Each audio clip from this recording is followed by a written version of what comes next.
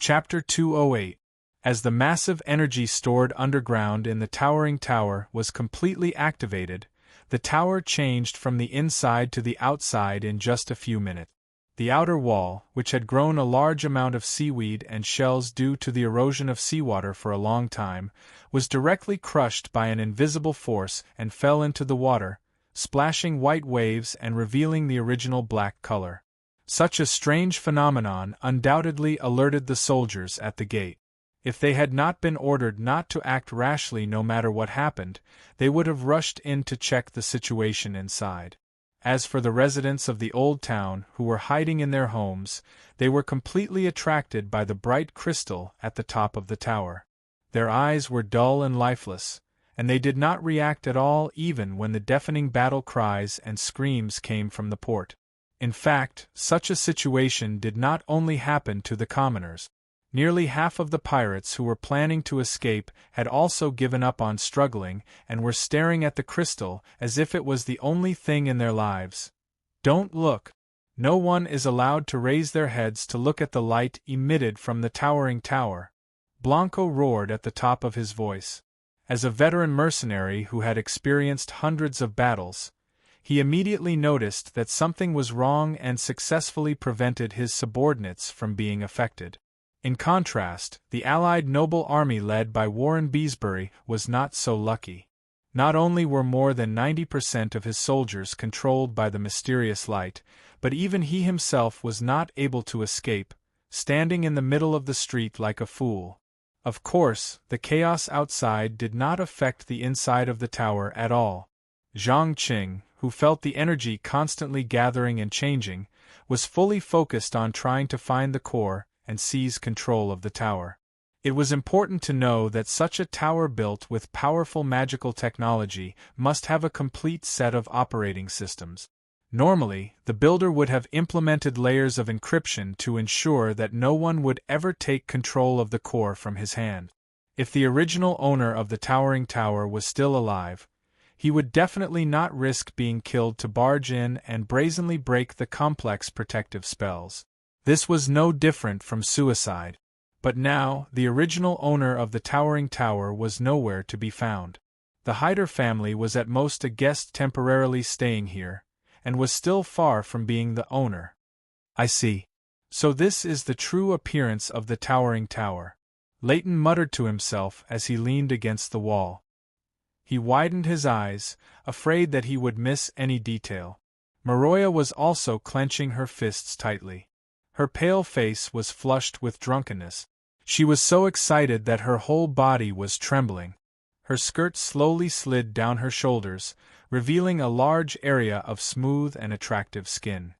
Zhang Qing didn't pay attention to the reactions of the people around him and quickly waved his hands to release detection spells that he had learned from books. Although these detection spells were far more difficult to cast than the skills obtained directly from the profession template, after countless research and practice, he still managed to grasp a small portion of them. Perhaps it would be difficult to decipher a mage tower like Dalaran's, which was incomparably complex designs such as arcane runes, summoning circles, teleportation circles, defensive circles, triggering traps, and so on. However, it would not be a problem to deal with this relatively backward building in front of him.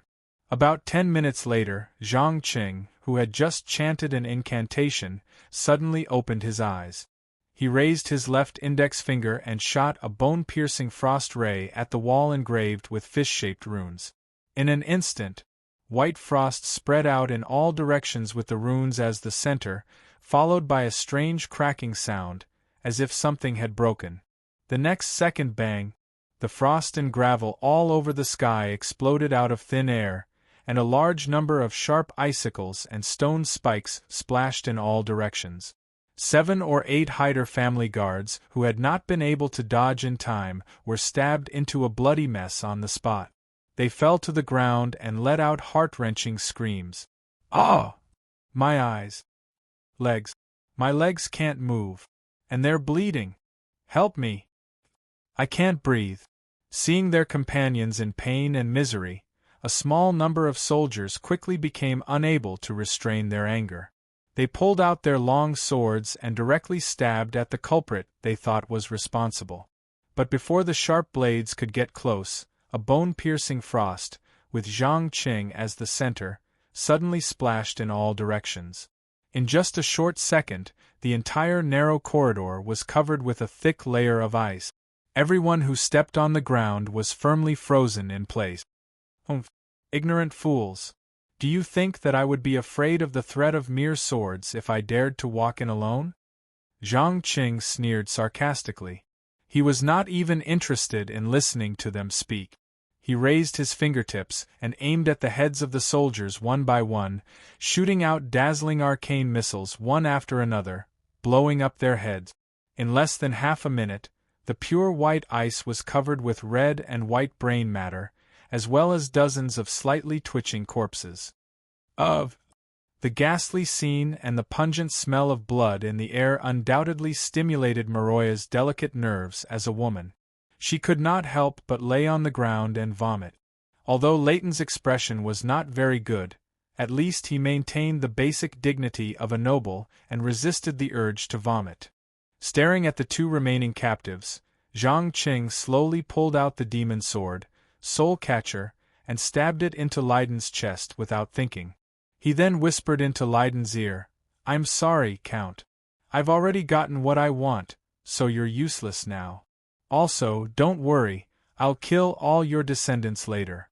From then on, the Hyder family will become history." You. The intense pain caused Leighton Hyder's expression to become extremely distorted, but he still struggled to stand up. Don't worry about me. I'll regretfully announce to the public that when the reinforcements arrived, the towering tower had already been captured by the Iron Men. The Hyder family had been slaughtered, and only one person was lucky enough to survive. That is my dear Miss Maroya. Due to the severe mental trauma, she doesn't want to see anyone other than her family. When the descendants of the Hyder family rush back from all directions, Miss Maroya will be so sad that she will lose her mind and burn herself and her family to death. How about it? Isn't this a perfect story? Zhang Qing spoke of his follow-up plan without changing his expression. No. You won't succeed. Leighton, who finally came to his senses, pulled out his sword shakily and used all his strength to stab at his daughter who was close to him. Needless to say, he wanted to kill his daughter directly to prevent the whole family from being slaughtered. But unfortunately, when the tip of the sword was less than half a meter away from Maroya, Zhang Qing casually pulled out the blood-stained magic sword, along with Leighton Hyder's soul. Chapter 209. Ice-cold corpses, bright red blood plasma, and merciless slaughter and death. Zhang Qing used the most direct, primitive, and violent method to turn the originally clean corridor into a purgatory. The pungent smell of blood was enough to make even the most thick-skinned person's scalp go numb. Other than Maroya, who still had some value, all the members and soldiers of the Hyder family were cleaned up. Even the servants who had heard the noise and rushed over to see what had happened were no exception. He didn't even bother to identify the other party, unscrupulously testing out his newly acquired powers, especially his destructive spells. In a short period of time, bone-piercing frost, scorching flames, and dazzling lightning were continuously released. By the time more than half of the energy stored in his body had been consumed, there were only a few survivors left in the towering tower. Maroya stared dumbstruck at the ravaged corridor, as if she couldn't believe what had happened. To be precise, compared to the fact that her biological father wanted to kill her, she was more concerned about the unparalleled destructive power displayed by the spells. After all, this noble lady who had been exposed to mystical knowledge since she was young had always felt that the descriptions of mages in books were exaggerated. For example, the Lorna Water mage who had faced off against a Valyrian dragon. She really couldn't imagine how a human's puny body could face off against a powerful monster like a dragon. But now she finally realized that the descriptions in books weren't exaggerated, but that she had never seen a real mage. Compared to the dazzling killing spells just now, the secrets that her family had carefully hidden were not worth mentioning. Mixed with a mix of longing, worship, fear, and a series of complicated emotions, she unknowingly ignored the mutilated corpses all over the floor and began to develop an indescribable obsession. Of course, Zhang Qing didn't notice that Maroya Hyder was already showing signs of Stockholm Syndrome. Minding his own business, he walked through the broken wall and came to a room full of seawater. Due to the effect of magic energy, the seawater in the room seemed to be endowed with life. It revolved around the pillar in the center, forming a huge whirlpool. In order to confirm the power of the whirlpool, he immediately took out the dagger he carried with him and threw it out. In an instant, the water that had been rotating at a uniform speed suddenly accelerated, and with a terrifying force, the dagger was twisted and broken. Then, it was thrown out, hitting the inner wall and splashing golden sparks. Interesting. Looks like this is the control center's final defense, Zhang Qing muttered to himself as he observed the pillars in the center of the vortex that were engraved with various sea creatures. He could clearly feel that it was these reliefs that gave the seawater its terrifying lethality. At the same time, they also protected the core of the tower. Any intruder who wanted to seize control of the tower had to first destroy the water flow before they could modify the authority and become the master of the tower. Perhaps with the current magical technology of Westeros, it would be an impossible task to crack the Great Whirlpool, which was supported by an enormous amount of energy. However, for Zhang Qing, who had received the advanced theoretical knowledge of the Magic Kingdom's Dalaran, it was not difficult at all. He had no intention of fighting against the fast-moving seawater at all. He took out the gemstone that imprisoned the elemental souls and quickly chanted an incantation that was difficult to understand. About 10 seconds later, the water elemental warrior Maroas appeared in the middle of the room out of thin air. Not only did the water flow around him not harm his body, but it also injected an incredible vitality into him. Feeling the influence of the vortex on its body, it was puzzled for a while before it asked in a muffled voice, "Great Master, where is this place? Why can't I get in touch with the elemental world? And what's going on with this amazing water flow?" "Shut up. I don't have time to answer any questions now. Do you see that huge vortex? Use your ability to make it stop." Zhang Qing gave a direct order. To him, the enslaved elementals were just like magical items. They were just tools, and there was no need for them to have the ability to think. There was no need to waste time communicating with them. "As you wish, my master." Maroas, whose memories had been rearranged, did not try to argue or resist. It obediently opened its arms and merged itself into the fast-moving water flow. In less than a minute, it had turned all the seawater in the room into a part of its body, and the sound of water splashing could be heard. Zhang Qing did not care about the elemental warrior's joy. He quickly approached it and injected what little mana he had left into the stone pillar. In the beginning, he was met with fierce resistance from the original owner's residual mana. But in the end, he managed to defeat the other party and reconstruct the control center in his own way. At the same time, he also absorbed a large amount of magical knowledge stored within. After an unknown period of time, perhaps a few minutes, or perhaps a few hours, when he opened his eyes again, his whole person had changed. Especially the spear-shaped tattoo on the back of his left hand, which was emitting a soft dark blue color. Every time it was waved, it would cause a slight tidal phenomenon.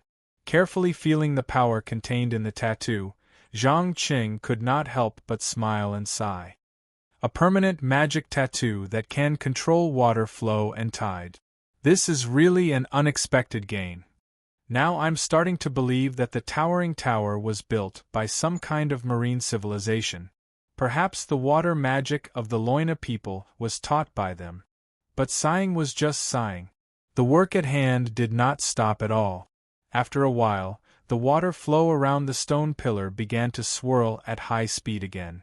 At the same time, the sparkling and translucent crystal at the top of the towering tower quickly dimmed. The people who were affected also woke up one by one. They were at a loss as they tried to recall what had happened before.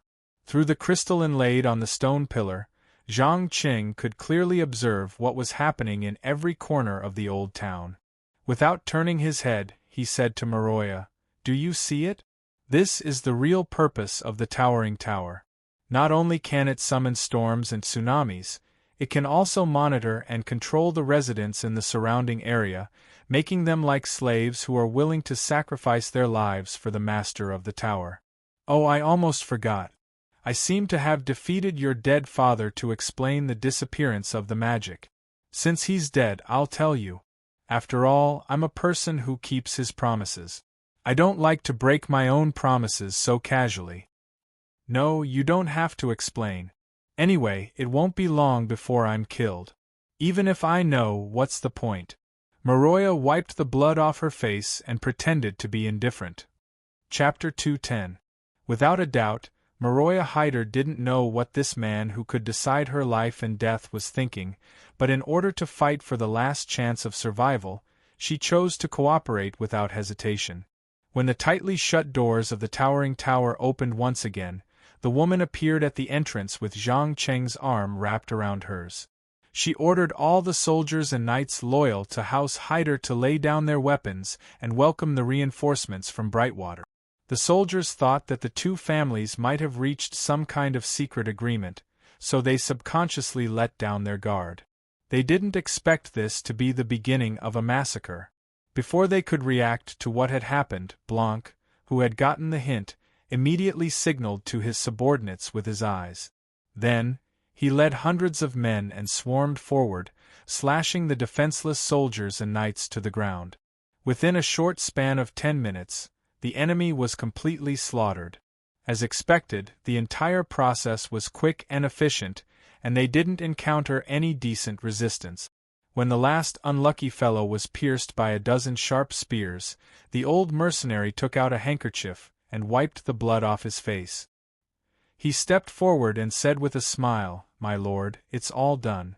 I guarantee that none of them survived." Seeing that it was the soldier who finished off the corpses, Zhang Qing nodded in satisfaction. "Very good. How are things in the City of Knowledge? Those self-righteous scholars didn't cause any trouble, did they?" Just as you expected, there was a group of people who tried to stop us from entering the City of Knowledge, but after we killed a few of their leaders, they immediately became like castrated dogs, not daring to make the slightest move of resistance. Now, including the scholars, they're all under our control. As long as you nod your head. At this point, a bloodthirsty and cruel expression appeared on Blanco's face, and he gestured vaguely with his hands. Then what are you waiting for? Do it. Remember, no one is allowed to destroy the library. I'll personally check if there's any information I need in there later. Zhang Qing coldly gave the order to massacre. He didn't care about the serious consequences of destroying the only professional institution in Westeros that recorded history and researched all kinds of natural sciences. After all, Tai Min would be the scapegoat in the end. It should be known that those who could enter the City of Knowledge to study were not commoners. Most of them were children of nobles who did not have the right of inheritance. Once the news of the massacre in the City of Knowledge spread, the nobles would definitely be shocked. They would even send out a large number of secret agents to investigate the matter. Fortunately, the Seven Kingdoms had just ended an intense battle for the throne.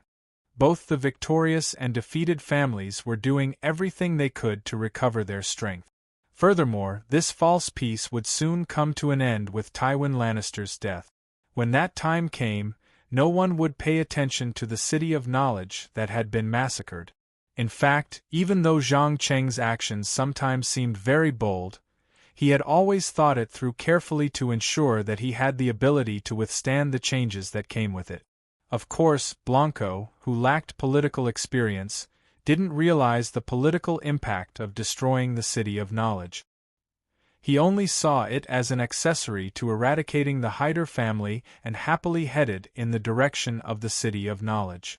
About half an hour later, painful cries could be heard along with the sultry sea breeze. Hearing those familiar screams, Maroya couldn't help but tremble. At the same time, she lowered her voice and asked, "Aren't you afraid that you will be exposed one day?" "Afraid? Do you think I'll be afraid of a group of weaklings who bowed their heads in the face of 3 mere dragons? No, my dear, the nobles aren't as powerful as you think. Their survival has nothing to do with their strength. It's because no one can find a replacement for them. As long as I have 10 to 15 years to train a group of qualified management personnel, not only will I be able to kill all the nobles, I'll also be able to establish a more efficient ruling system." Zhang Qing sneered, not hiding his disdain for the feudal system of the primitive nobles. Earth's history had proven that a feudal state was as fragile as a piece of paper in front of a centralized state. Whether it was the integration of resources or the mobilization of population, they were lacking by a large margin. "So, you also want to obtain the Iron Throne?" Maroya carefully continued to probe.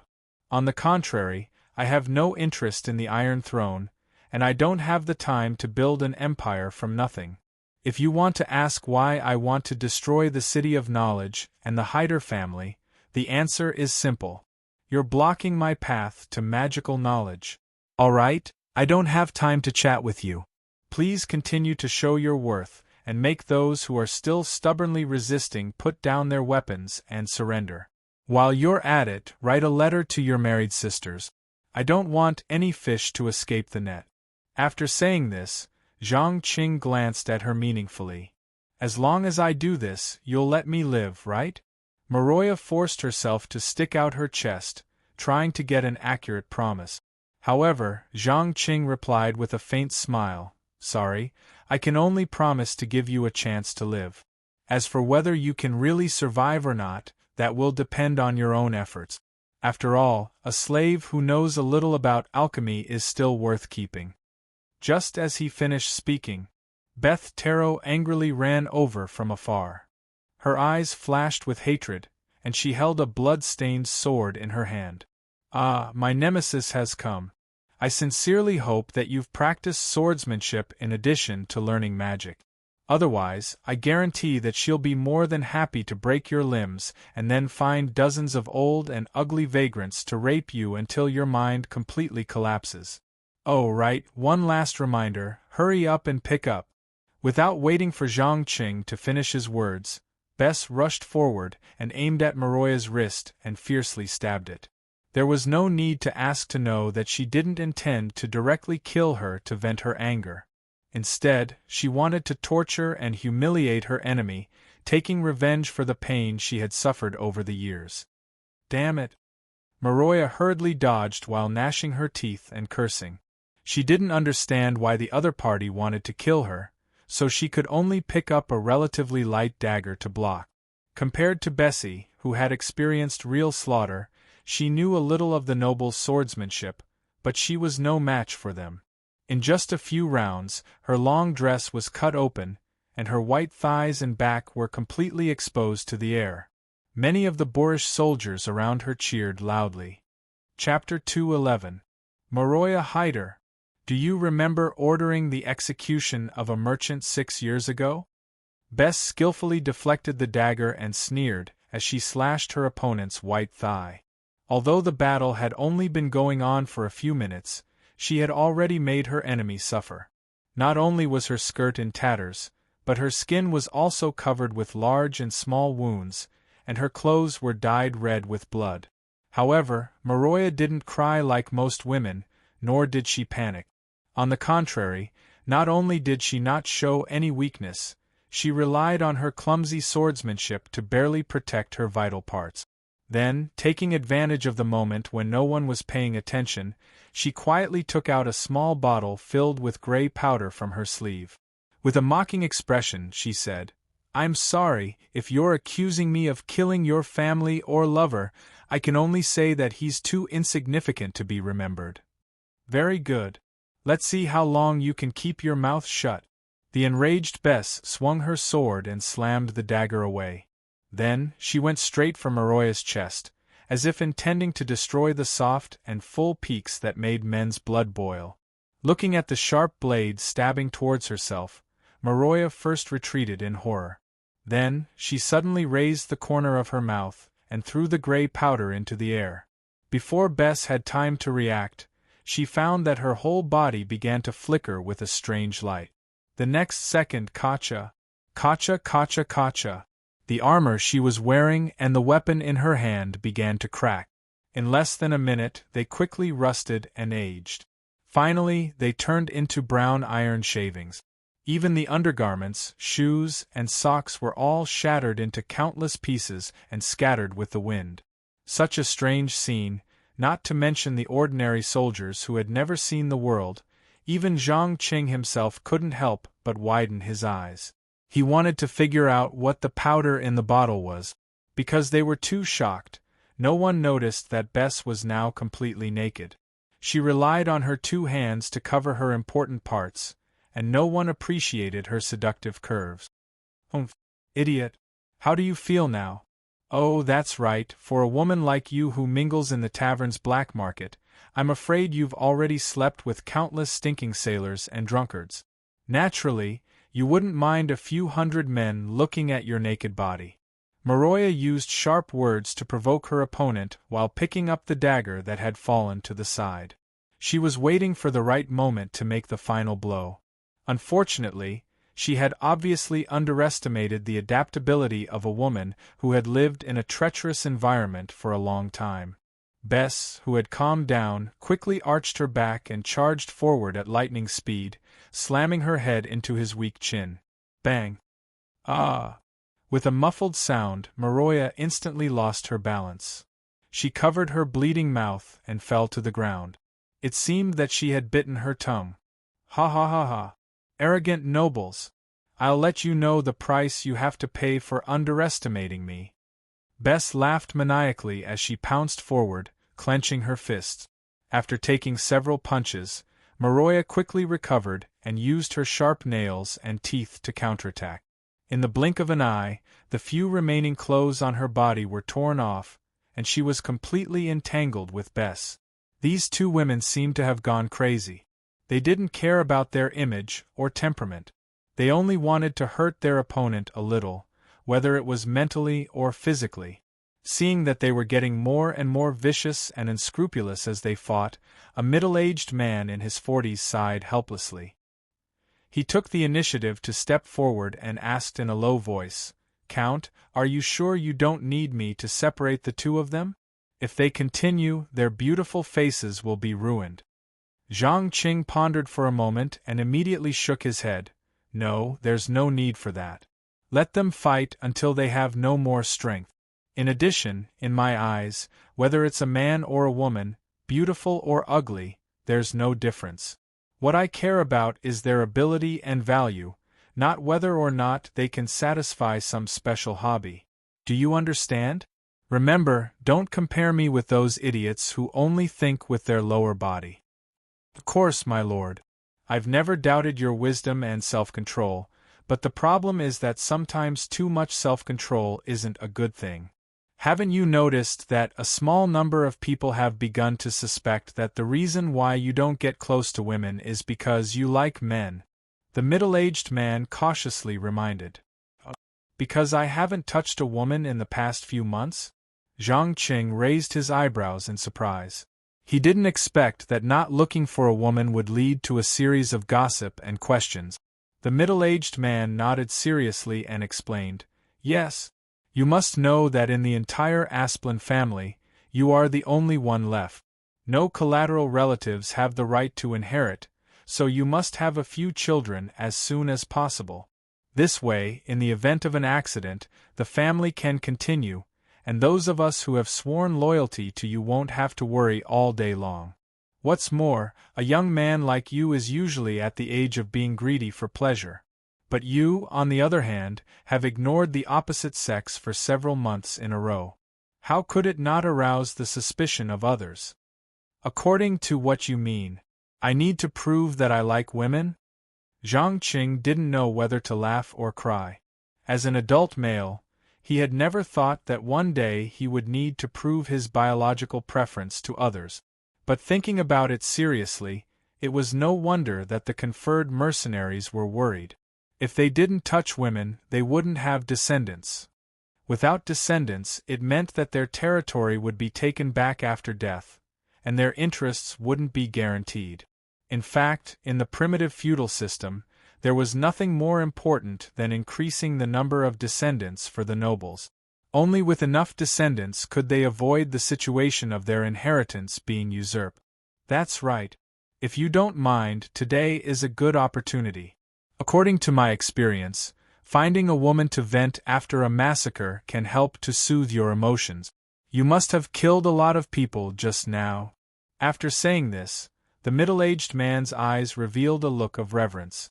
Even though Zhang Qing didn't have a single trace of blood on him, he still smelled a strong scent of death with his keen sense of smell. All right. Go and separate the two of them, then take them to bathe and change into clean clothes. When the banquet starts later, make sure that Maroya Hyder is present. Zhang Qing quickly ordered. As you wish, my lord. The middle-aged man placed one hand on his chest and bowed deeply. Chapter 212. A few hours later, in the hall on the first floor of the towering tower, Zhang Qing held a grand banquet in the name of Maroya Hyder. On the surface, he claimed that it was to celebrate the rescue of the old town from the Iron Islands fleet and to reward the reinforcements from afar. However, in reality, it was to divide up the benefits and take over the ruling power from the extinct Hyder family. Apart from the nobles led by Viscount Warren Besperi of Beehive City, who had taken the initiative to seek refuge, those who had received the invitation were the influential merchants in the city. As for the so-called Seven Gods church that was supported by the Hyder family, they were left hanging. They did not receive the invitation and did not know what had happened. They were like headless flies trying to gather information. Little did they know that they had just walked through the gates of hell not long ago. According to the original plan, Zhang Qing had intended to uproot the church and completely eliminate all the stubborn forces in Brightwater City and the Old Town. However, considering that the Seven Gods did not have any supernatural powers, it would be difficult for them to pose a threat to him, who had great magic power. In addition, suddenly eliminating them would cause unnecessary turmoil, so he decided to observe for a while. After all, there would be plenty of opportunities to act in the future. While he was sitting in the main seat, silently observing the reactions of everyone present, Maroya, who was dressed to the nines, suddenly came up to him. She pointed at Beth, who was drinking alone in the corner, and asked, "Who is that woman? Why did she want to kill me?" Her? Zhang Qing picked up his glass and took a sip of the sour wine before explaining, "Her name is Beth Taro. She is the daughter of a merchant from the Free City. According to her story, you executed her father publicly for smuggling and confiscated all his assets. Therefore, in order to take revenge, she has been lurking in the black market of the Old Town and actively engaged in all kinds of work that are detrimental to the Hyder family." A merchant from the Free City? Maroya frowned and thought hard. After a few seconds, she seemed to have thought of something and her eyes revealed a look of disbelief. "Vulture Dahlia. I didn't expect his daughter to still be alive." "Oh? You still remember?" Zhang Qing raised his head in surprise. Maroya smiled bitterly and said, "How could I forget? The vulture was the only one who could provide the Heidel family with all sorts of strange goods, from dragon eggs and Valyrian swords to corpses and slaves. As long as you could afford it, he would find a way to get it. But the problem was that he was too greedy. In the last transaction, he deliberately switched the dragon egg and tried to sell me a fake one. I killed him in anger, but I didn't find the real dragon egg." Greed is one of the deepest desires hidden in the bottom of everyone's heart, especially businessmen. Their ultimate goal is to pursue more profit. You should be very clear about this. Killing someone out of anger is a stupid thing to do, especially killing someone who is still useful to you. Zhang Qing smiled and shrugged his shoulders. He was never afraid of killing, but he would never kill someone out of anger. Most of the time, he only wanted a moment of pleasure, which often meant that he had to pay a high price afterwards. You're right. I was really stupid. What's even more stupid is that I didn't even send someone to kill Dahlia's only daughter. Maroya touched the bruises on her face and mocked herself in annoyance. Even though she had applied ointment and a large amount of powder to reduce the swelling, the crazy woman's face still showed signs of being beaten, especially the handprints on her neck. She had almost been strangled to death. Haha, we are not gods, but mortals. Since we are mortals, it's natural for us to make mistakes. This is nothing. But the problem is that some people learn from their mistakes immediately after making them, and some people never learn from their mistakes. Now tell me, do you belong to the former or the latter? Zhang Qing put down his wine cup and admired the woman sitting beside him with great interest. It had to be said that by the standards of Westeros, Maroya was definitely a beauty. Although she was 33 years old this year, due to the use of some alchemy drugs, she looked at most 27 or 28 years old. Coupled with her mature and intellectual temperament, she gave people a different kind of stimulation. Maroya was not an idiot. She keenly noticed the change in Roland's gaze. She stuck out her full and attractive chest and asked with a chuckle, "Why, are you suddenly interested in me?" Zhang Qing shook his head noncommittally. "Maybe, maybe not, who knows? My desire for the opposite sex is not as strong as most men, but the vassals hope that I can prove myself, at least to let them know that the lord they are loyal to is fond of women." "Then what are we waiting for? Let's go upstairs to the bedroom. It just so happens that I want to have an in-depth conversation with you alone." Maroya deliberately emphasized the word in-depth, her tone full of desire. "Are you sure? You know that I'm an enemy who killed all your relatives, including your father, and yet you're still willing to have an in-depth conversation with me?" Zhang Qing probed meaningfully. "Why not? I'm just a woman. I don't have the ability to fight against a powerful spellcaster like you. The only thing I can do is to ensure my survival."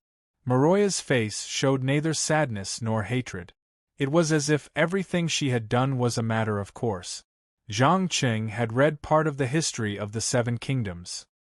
He knew that when many noble families were facing extinction, the surviving women would not choose to fight to the death or take revenge. Instead, they would marry their enemies and give birth to children, using this method to pass down the family's bloodline. Although as an outsider, it was difficult for him to understand this kind of behavior, but in the end, he reluctantly nodded. "Well, now I'm starting to believe in your sincerity. But before going upstairs, please tell me, what is the powder you just used? Why does the armor that it touches rust, and why does the cloth become hard and brittle?" "Decaying dust. I got the formula from an alchemy book, and after many attempts I made it. Of course, what I made was only the preliminary version. According to the book, its real power is enough to make a person wither and rot in an instant. If you want, I can write down the raw materials and the production process at any time." Maroya had no intention to hide and generously gave the answer. "Decaying dust? Sounds interesting, I'll try it myself later. Oh, I almost forgot, you just said that Bessa's father replaced a dragon egg. That is to say, somewhere in the old town, it is likely that a real dragon egg is buried, right?" Zhang Qing looked at the corner.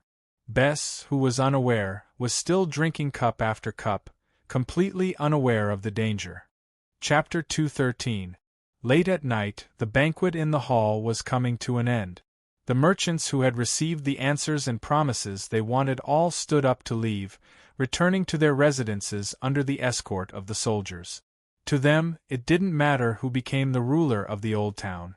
What mattered was whether their interests could be protected. Obviously, Zhang Qing, who came from a society dominated by mercantilism and financial capital, knew what the merchants desired. Not only did he guarantee that the port and market would continue to be open, He also promised to reduce taxes for a period of time in order to compensate for the goods they lost in the raid. After all, the merchants were the second most powerful group in the city after the nobles. Not only were they rich, but they also employed a large number of mercenaries, guards, and thugs. If he could gain their support, the #1 port in Westeros would be restored to order and vitality in a short time. At the same time, he could settle down and study the blood and fire magic of Valyria, as well as the secretly imprisoned child of the forest, Deadwood. Of course, before that, he still had to prove to the mercenaries that he liked women. Count, Miss Maroya has already returned to her bedroom, and the drunk Miss Bess has also been sent in by my men. I believe that you will have a wonderful night today, Blanco teased with a playful expression. You are all very considerate. Zhang Qing rolled his eyes at the vassals who still refused to leave the hall. Ha ha ha ha. My lord, it is you who has given us, mercenaries, wealth, status, and power. From the bottom of our hearts, we are willing to be loyal to you and your descendants forever. For the future of the Aspirin family, please work hard to have a few more children, even if they are illegitimate. Blanco laughed as he dragged his lord into the bedroom, then slammed the door shut. Hearing all kinds of vulgar laughter outside the door, Zhang Qing couldn't help but shake his head with a smile. He turned his gaze to Maroya, who was sitting on the edge of the bed, and the completely drunk Bess lying beside her. He casually placed the demon's sword Soulbringer on the weapon rack at the entrance, then asked in a meaningful tone, "My dear Maroya, are you ready?" The latter didn't hesitate to untie the ribbon, letting her blouse fall from her shoulders, revealing a large patch of snow-white skin. She smiled and replied, "Yes, I am ready. You can start to enjoy the fruits of your victory." "Very good. But before that, I have something to show you." With that, Zhang Qing took out the pocket watch that he had prepared for a long time and handed it over. In an instant, a dazzling light shot into Maroya's eyes. She was caught off guard and her pupils quickly became lax. Seeing this, Zhang Qing's lips curled up slightly and he whispered into her ear, "From now on, Bess is mine. Kiss her, caress her, and do whatever you want." Under the effect of the hypnotic pocket watch, Maroya's originally empty eyes were quickly filled with the fire of desire. She turned around and gently stroked Beth's cheek. Her breathing became more and more rapid, and finally she couldn't help but pounce on Beth and kiss her soft lips. In less than a few minutes, the two women had reenacted a scene that was extremely similar to a few hours ago. The only difference was that this time, not only did they not want to kill each other, but they also desired to obtain more pleasure from each other. Because one of them was hypnotized and the other was drunk, they didn't care about anything else. It didn't take long for intense gasps and moans to pass through the gap in the door. After the guys hiding outside heard it, they all smiled with satisfaction and disappeared at the end of the corridor with their arms around each other's shoulders. They also planned to go out and find a woman to vent. After confirming that the people outside the door had left, Zhang Qing was slightly relieved. Just as he was about to do some research to pass the long night, he suddenly heard the demon sword's low and hoarse voice in his ear, "Master, I don't understand. Why don't you enjoy the pleasure of the body?" Why should I be controlled by such low-level desires?" Zhang Qing asked without turning his head. After a few limited exchanges, he had more or less understood the character of the soul hunter. It was to lure the holder into the dark side forever. Low level? No, desire is the most essential thing that originates from the human soul. It can be power, it can be happiness, and it can also be the driving force for the development of civilization. You shouldn't restrain your desire at all. Instead, you should embrace it. Only by releasing your instincts and nature can you understand your true self and obtain greater power, the demon sword retorted seriously. I don't deny that what you said makes sense, but please remember that everyone chooses different paths, so the predicament they face is different. First of all, I don't know how strong my will is, and whether I can resist the power of emotions. You have to understand that there's a saying in my hometown, humans are not plants, who can be heartless. It means that humans are not plants. No matter how cold and heartless they will still have one or two relatives or friends that they care about.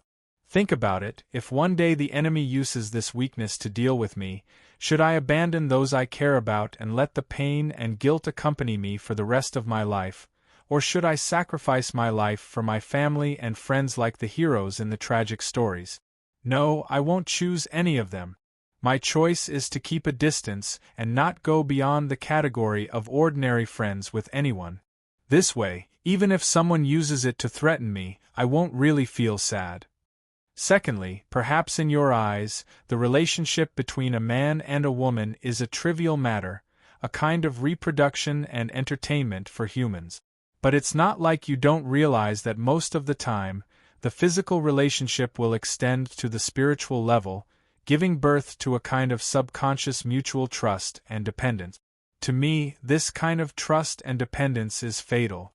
It will interfere with my judgment, so I want to avoid it as much as possible. Lastly, and also the most important point, I'm destined to be a passerby, a traveler between different worlds. If I develop too many feelings for a certain place, how long do you think I can survive in this dangerous game? Zhang Qing crossed his arms and supported his chin. He didn't hide the rules he set for himself, or rather, the way he did things.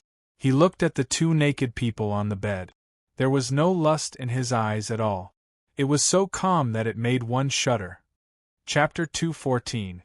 Just as Zhang Qing was bringing the old town into his sphere of influence while continuing to delve into the complex magical knowledge of this world, Daenerys Targaryen, who had just conquered Meereen on the other side of the sea, was staring at the man who had suddenly barged into her bedroom with a look of disbelief. The reason was simple. Not only did he have hair and eyes that were similar to the Targaryens, no, they were exactly the same. He had also easily tamed 3 irritable young dragons. Even she herself couldn't make Legolas, Viserion, and Zhuogung obey her orders. However, the man before her had dragons groveling at his feet like puppies fawning over their masters. "Who are you?" Daenerys couldn't help but probe after a long silence. Good evening, last of the Targaryen bloodline. You're much more beautiful than the rumors say. My name is Eric, a lowly servant of my great master. A few hundred years ago, your ancestors signed a contract with my master. Now I want you to fulfill the last clause of the contract and hand over your unsullied army and 3 dragons. The man had no intention of hiding his intentions and openly stated his intentions. There was no need to ask. He was the one who had explored the ruins of Valyria with Zhang Qing, but betrayed him at a critical moment and was almost killed. Due to the transformation of the dragon's blood, he was almost no longer human. While he didn't look any different on the surface, a closer look would reveal a dense layer of scale-like substance under his fair skin. He could activate the magical power hidden in his bloodline at any time and transform into a half-dragon, half-human monster. From a certain perspective, he wasn't much different from the Valyrians who had undergone the same transformation. That was why taming a young dragon was easier than eating or drinking. Contract? What contract? Why haven't I heard of it before? Who is your master? Daenerys asked with a frown. Eric shrugged nonchalantly. I'm sorry, but you don't have the right to know my master's name. As for the contents of the contract, your father probably hasn't had the time to tell you. Last bloodline of the Targaryen family, tell me your choice. Will you become my enemy or my ally? As a princess of a subjugated kingdom who had been bullied during her childhood, Daenerys undoubtedly hated this kind of aggressive attitude. Thus, she refused without thinking. Sorry, I've never heard of a contract, and I don't like your attitude. So, please leave immediately or I'll call the guards. Foolish and willful. But it doesn't matter. Once I've completed my master's mission, I'll slowly train you. I believe that the process will be very enjoyable. But for now, I suggest that you don't make a fuss. Otherwise, I guarantee that no matter who walks in from outside, they will be engulfed by the scorching dragon flames. Eric pursed his lips and looked at the seductive body under the translucent silk nightgown. Ever since he obtained the immense powers of the dragon's blood, he could sense that his desires in certain aspects were constantly rising. If it wasn't for the fact that he was afraid of delaying the mission given to him by Chronata, he might have immediately pounced on her and enjoyed this famous mother of dragons. Zhuogung, dragon flame. Daenerys was acutely aware of this blatant prying. Unable to contain her anger, she ordered her dragon to attack. Interestingly, Zhuogung did not take action, which was very rare. Instead, he lay on the ground and whimpered, as if he was struggling against some invisible restraint. At the same time, Legolas and Viserion began to shake their heads desperately for no reason, appearing to be in extreme pain. When Daenerys saw this scene, she immediately rushed forward and questioned loudly, "Damn it! What did you do to my children?" "No, I didn't do anything. They just couldn't resist the power that the great director bestowed upon me, the true bloodline of dragons." As he spoke, Eric opened his arms and released an indescribable aura. In a short 10 seconds, his body was covered in a layer of bright red scales. Curved horns grew from his head, his hands turned into sharp claws, and even a thick and long tail grew from his buttocks. Most importantly, his originally light purple eyes had turned into beast-like vertical pupils. Monster? Daenerys was undoubtedly shocked by the sudden change. She hurriedly stood up and tried to run out of the door. She had only taken a few steps when she felt her neck being gripped by strong claws. Then, her feet slowly left the ground, and she was forcibly lifted up. "Ha ha ha ha! Monster? Look carefully. This is the state that a true dragon king should be in. From now on, your army, your dragons, and even yourself belong to me." Eric let out an unbridled laugh.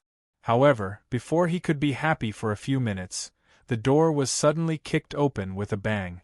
7 or 8 unsullied with spears rushed in. The leader noticed that Daenerys was having difficulty breathing and immediately roared angrily, "Bastard!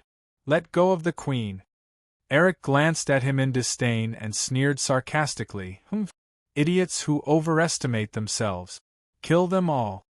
With that order, the 3 dragon whelps that were still struggling just now quickly got up from the ground. They opened their mouths and spat out scorching flames. There was no longer any emotion in their eyes. Instead, they were filled with incomparable coldness. The Unsullied, who were completely unprepared, were instantly engulfed, screaming as they turned into charred corpses. Smelling the thick burnt smell in the air, Jorah Mormont, who was hiding at the door, closed his eyes and took a deep breath. Taking advantage of the gap where the enemy's line of sight was blocked by the black smoke, he suddenly charged in and viciously slashed at one of the strong arms. Splat! "Ah! How dare you hurt me!" Eric let go of his claws and tried to grab the sharp sword that had cut him. Daenerys, who had regained her freedom, turned around and ran out of the door without another word. Gazing at that beautiful and sexy figure, Jorah Mormont shouted without turning back, "My queen! Run! Run! Leave Meereen and return to Westeros to find." Before he could finish his sentence, the sharp claws penetrated his armor and tore his chest apart, digging out his beating heart. The madly fleeing Daenerys seemed to have realized something and couldn't help but cry. However, she had no intention of stopping and continued to run for the stairs. She knew that if she stopped, Jorah Mormont's sacrifice would be in vain. At the same time, the Unsullied who had heard the sounds of battle rushed over and used their lives to stop Eric's pursuit. Chapter 2:15. There was no clean food or water, no guards or servants, and she had to endure the stifling heat of the cabin, as well as the rats and cockroaches that crawled past her from time to time. After going through the most painful journey of her life, Daenerys Targaryen, who was emitting a sour stench from head to toe, finally arrived at the largest port city in Westeros, Old Town. At this moment, not only did she not look like a princess or a queen, Even the beautiful appearance that she was proud of was covered in all kinds of filth, leaving only the image of a shabby and malnourished beggar. Many people even covered their noses and showed a disgusted expression on their faces when they passed by. However, Daenerys was in no mood to care about that. She walked straight to the entrance of the tower that was emitting a strange light. But before she could say anything, the guard at the entrance immediately scolded, "Where did this beggar come from? Get lost. This is not a place you should be." "Wait. I have an urgent matter to discuss with Lord Mason." Daenerys tried to avoid the guard as she explained loudly. Even though Zhang Qing hadn't ruled the old town for a long time under the name of Maroya Hyder, she had heard some rumors from the merchants who traveled from the south to the north. She knew that the person she was looking for was living in this tower. Unfortunately, due to her unkempt appearance and the sour stench coming from her body, she lacked persuasiveness and was pushed to the ground roughly. "You want to see the Lord? You?" The guard twitched his mouth in disdain. "No. You don't understand how terrifying this matter is. I have to see him. Immediately." Daenerys struggled to get up, ignoring the bruises on her knees as she continued to try to barge in. "Damn it!" The guard cursed in a low voice. Just as he was about to raise his fist to knock out this deranged female beggar and drag her away, a strong wind suddenly blew in the sky.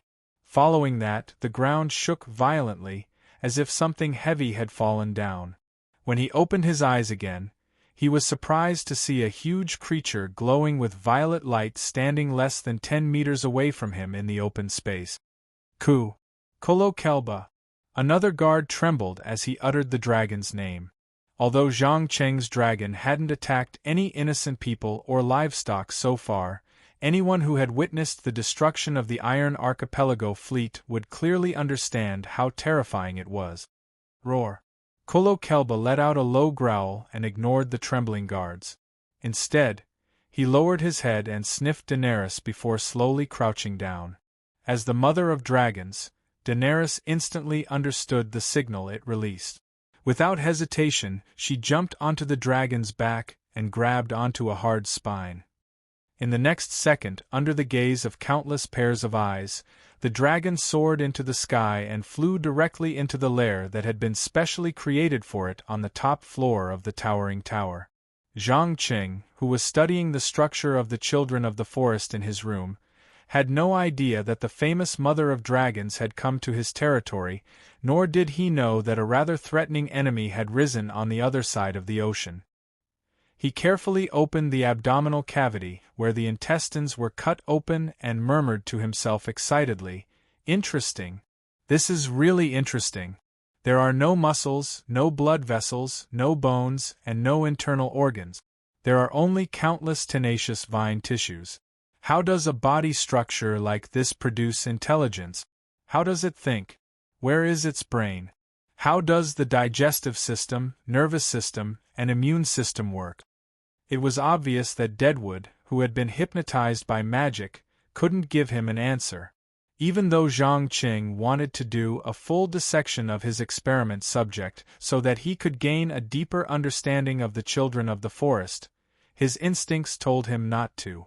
However, his rationality kept reminding him that Withered Leaf must not die before he found the next living child of the forest. Otherwise, the difficult magical knowledge would be buried along with him. Just as he was hesitating on whether he should cut off a finger or a toe to test whether the children of the forest had the ability to regenerate like plants, someone knocked on his door. Thud. Thud. Thud. Who is it? Zhang Qing asked with a frown. "My lord, it's me, Derry." The voice of the castle steward came through the crack in the door. As the administrative center of the fief had been temporarily moved from Brightwater to the Old Town, he had to come along and be in charge of recruiting and organizing the bureaucracy to ensure basic order in the city. Did something happen in the city? Zhang Qing's frown deepened. Given Derry's cautious personality, he wouldn't disturb him if he encountered ordinary trouble. Since he was here, he must have encountered something troublesome. "No, my lord. The market and port are operating well. I'm here because a special guest said she wanted to see you immediately. Also, she came in from the top of the tower riding on your dragon, Derry said carefully in a low voice. Riding on Ku Luo Kelba? Zhang Cheng's face was filled with surprise, but he quickly thought of something. Her? You're not talking about a beautiful woman with long silver hair and purple eyes, are you? Yes, my lord. I've already arranged for her to take a bath in the bathroom. Given her sensitive identity, I think it's best you be careful. Alright, I understand. It just so happens that I've locked myself in my room for a few days. I'll take a bath while I'm at it. Let's see what this last member of House Targaryen's bloodline wants. With that, Zhang Cheng took out a bottle of healing potion and poured it on the child of the forest's abdomen.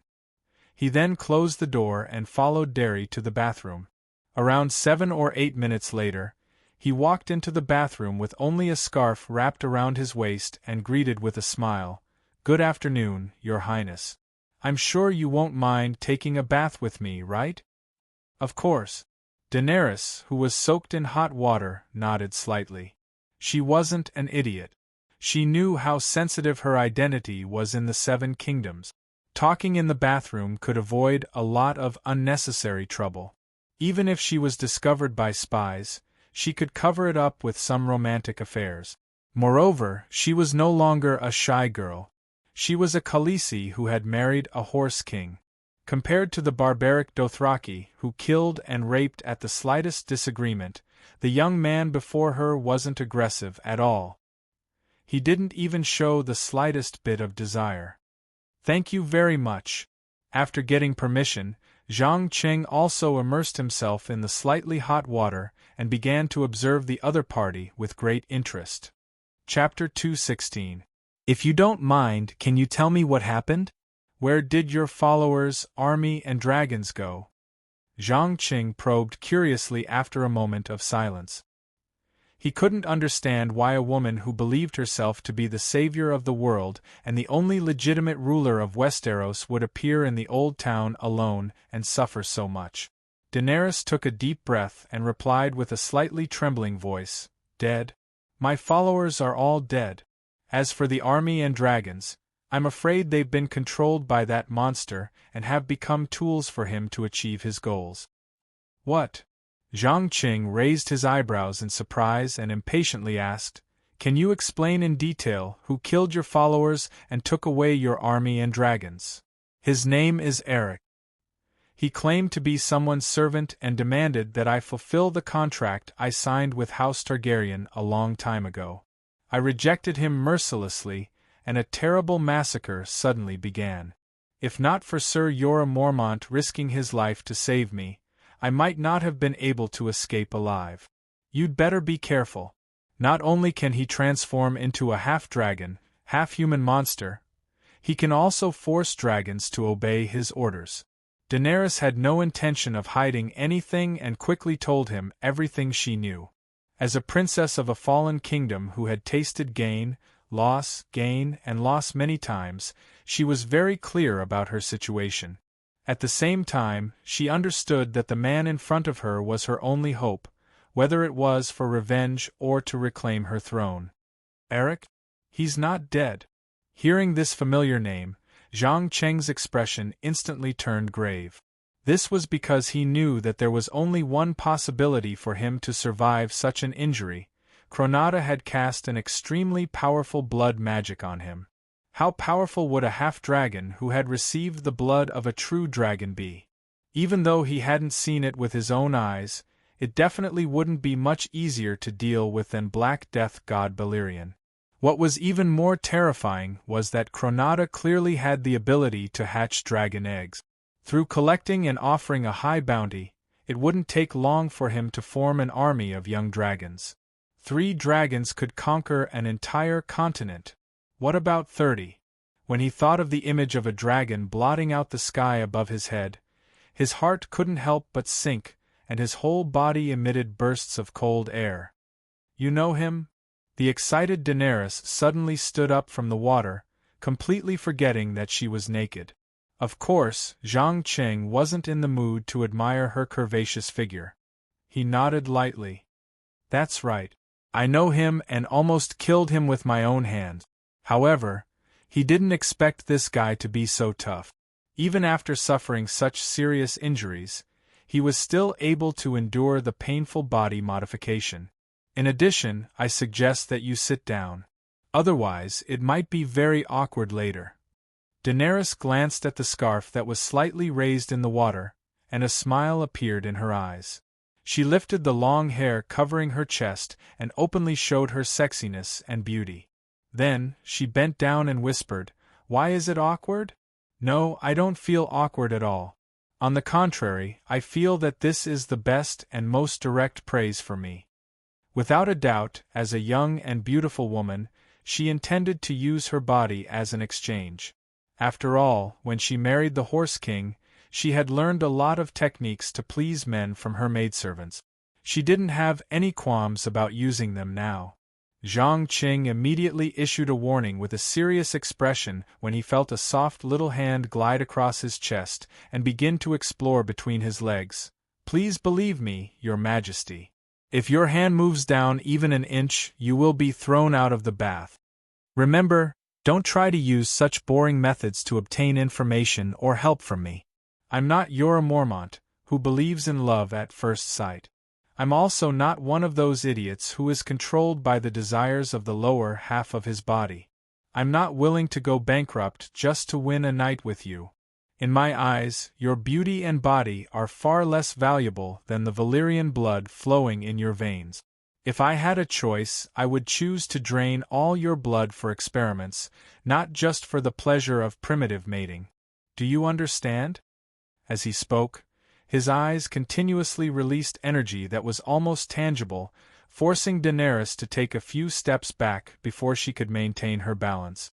The frost that appeared out of nowhere on the skin of her right hand made her realize that this wasn't a joke. She couldn't believe that there was actually a man in this world who could reject her, her alluring body, and the inhuman beauty of House Targaryen.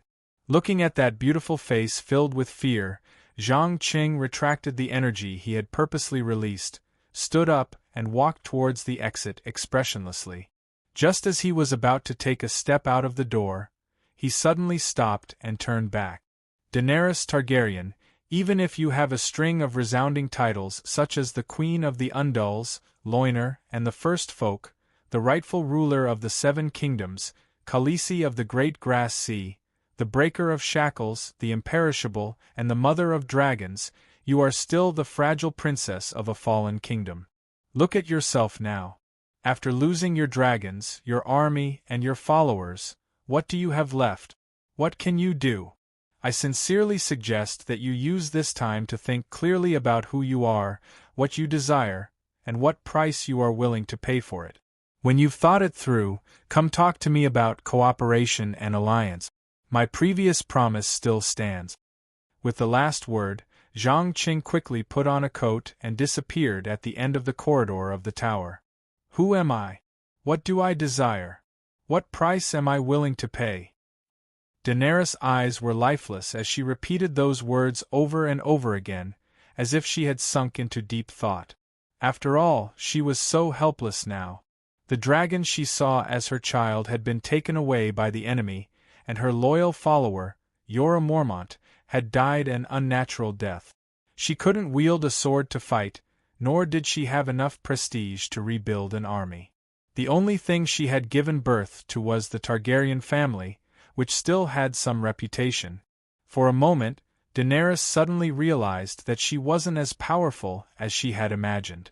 On the contrary, she was so weak that she couldn't even guarantee her own safety.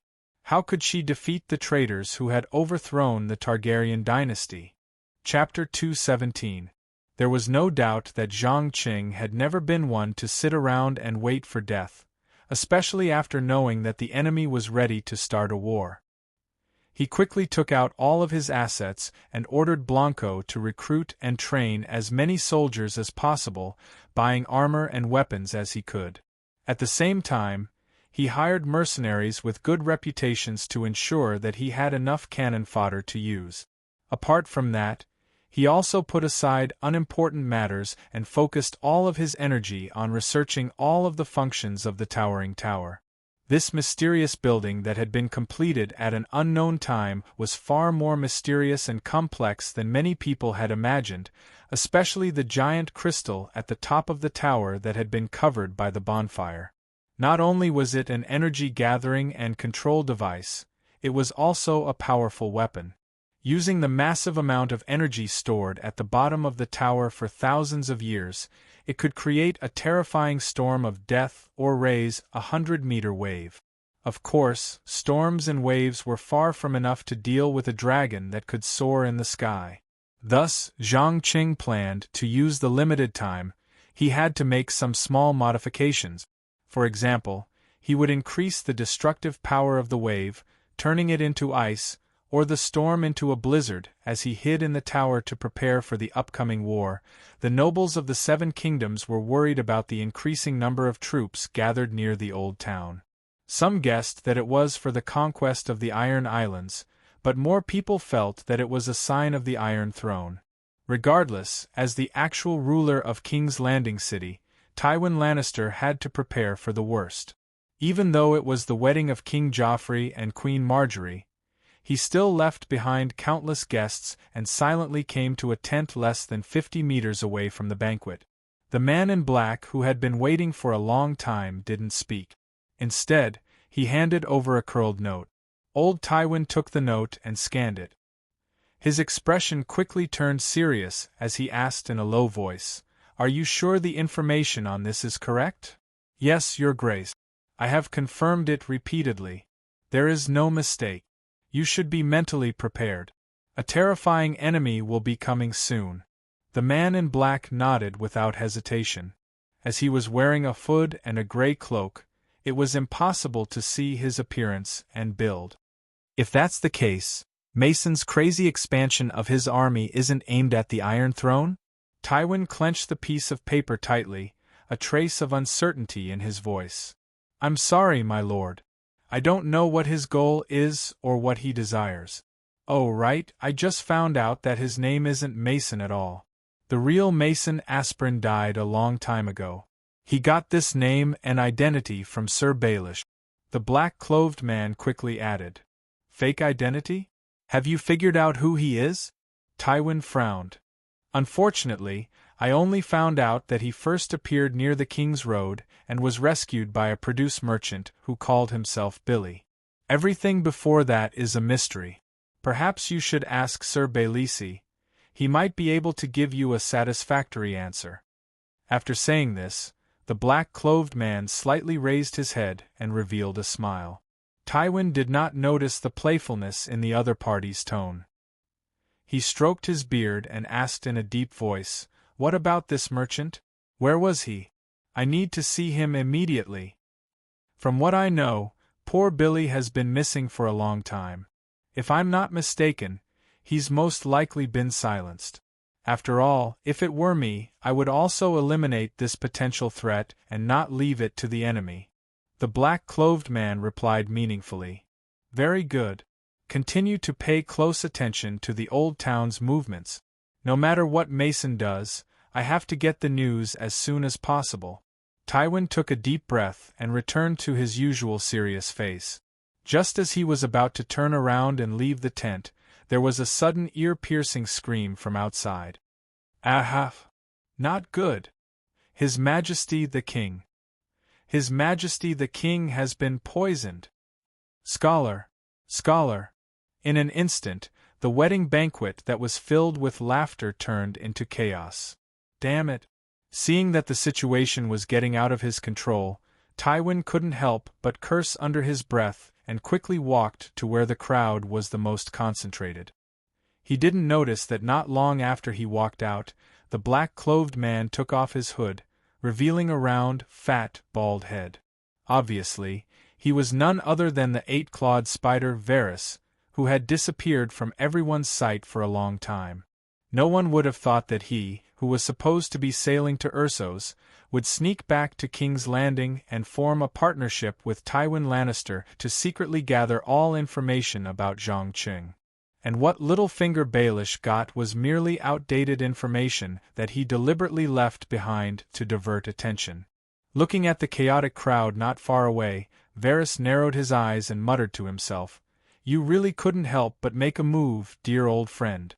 Next, I should send Duke Tywin away from the Game of Thrones to make the situation more complicated. As you once said, chaos is a ladder. Only the ladder is real, and climbing is all there is. But don't forget, there's a saying that the higher you climb, the harder you fall. Sometimes, it's safer to be the one holding the ladder."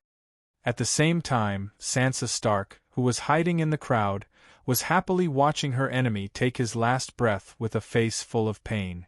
Even though she didn't know who had poisoned her, nor did she know that she had been used unknowingly, it didn't stop her from feeling an indescribable pleasure of revenge. Fortunately, Sansa hadn't forgotten her escape plan. She stopped for a moment, and while everyone's attention was still on Joffrey's corpse, she quickly took a cloak from a spy she had arranged to cover her beautiful dress. She then followed the narrow path to the port, and after about 40 minutes, she finally boarded an inconspicuous boat. Before she could sit down and catch her breath, Peter Baelish rushed into the cabin and hugged her. Sensing the other party's wildly beating heart and heavy breathing, the girl immediately realized that the rumors might be true. This old man, who was about the same age as her father, had transferred his crazy obsession with her mother to her.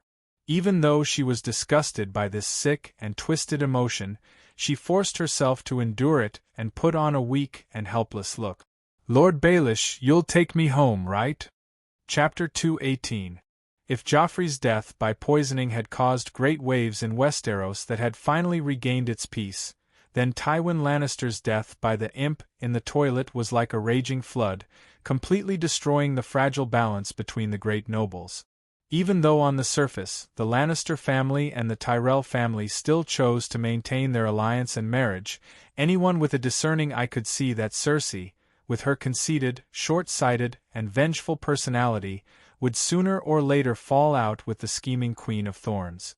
When that time came, there would probably be a power struggle within King's Landing, let alone ruling over the Seven Kingdoms peacefully. Of course, none of this had anything to do with Zhang Qing for now. To be more precise, he had long expected such an outcome, so he wasn't surprised at all when he received the news. He glanced at it and threw it into a brazier to burn it, then continued his renovation of the towering tower.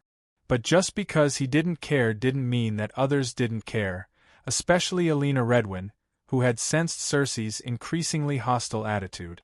She took advantage of the fact that Cersei was immersed in the pain of losing her father and son to leave King's Landing with her beloved granddaughter. In just a few days, they stepped onto the old town's dock. Looking at the bustling crowd and the thriving market, Marjorie asked in surprise, "Wasn't this place raided by the Ironborn not long ago? Why can't I see any signs of damage?" "Ha ha! You must be from another city, beautiful lady." A laborer in a tattered shirt wiped the sweat off his forehead and turned around, revealing a face that was a mix of fatigue and joy. "Yes. Can you tell me what happened here?" Marjorie Tyrell put on the face of a curious child. Coupled with her beautiful appearance and approachable temperament, few people would dislike her, much less reject her small request. "It's all thanks to Lord Mason. Not only did he destroy those damned bandits, he also reduced taxes to compensate the merchants for their losses.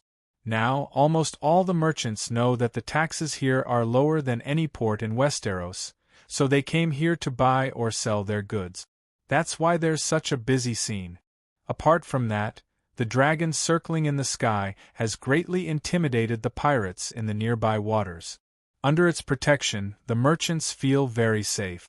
The 30-year-old laborer was completely captivated by the girl's beauty, and told her everything he knew without hesitation. Marjorie quickly analyzed two conclusions from his tone that bordered on admiration. First, the Hyder family had been completely destroyed. The actual ruler of the old town wasn't Maroya, but that mysterious young man. Second, the residents of the old town didn't seem to mind to welcome a new ruler, even if he didn't have the legal right of inheritance. The most important thing was that Ku Luo Kelba, who had just flown over his head, had grown a lot since the last time he saw him. He was exuding an unparalleled and terrifying aura. It could be imagined that once this giant dragon entered the battlefield, it would definitely destroy the morale of the ordinary soldiers. No one would be willing to face an enemy that they could not defeat, no matter how much money or status they had. At her grandmother's signal, Marjorie rewarded the laborer with a silver royal. Under the protection of the family knights, she went straight to the entrance of the towering tower, which had been restored to its original appearance. It had to be said that without the cover of the white marble, the tower's appearance was really not very good. Whether it was the black stone that constantly reflected the sunlight or the strange shape, all of them revealed a mysterious aura that was out of place. Alina Redwyn raised her head and stared at the huge crystal at the top of the tower for a while before handing over the Tyrell family's seal ring. Realizing the identity of the visitor, the guards didn't have any intention of stopping her. After returning the ring, they immediately made way for the entrance. The Queen of Thorns gestured to the knights escorting her to wait there, and slowly disappeared into the end of the passage with her granddaughter's help. But before she could walk far, a familiar figure suddenly appeared in front of her. With the help of the weak light, she immediately recognized that the person was none other than Maroya Hyder. The latter lifted her skirt and bowed, coldly greeting, "Long time no see, my dear Madame Alina.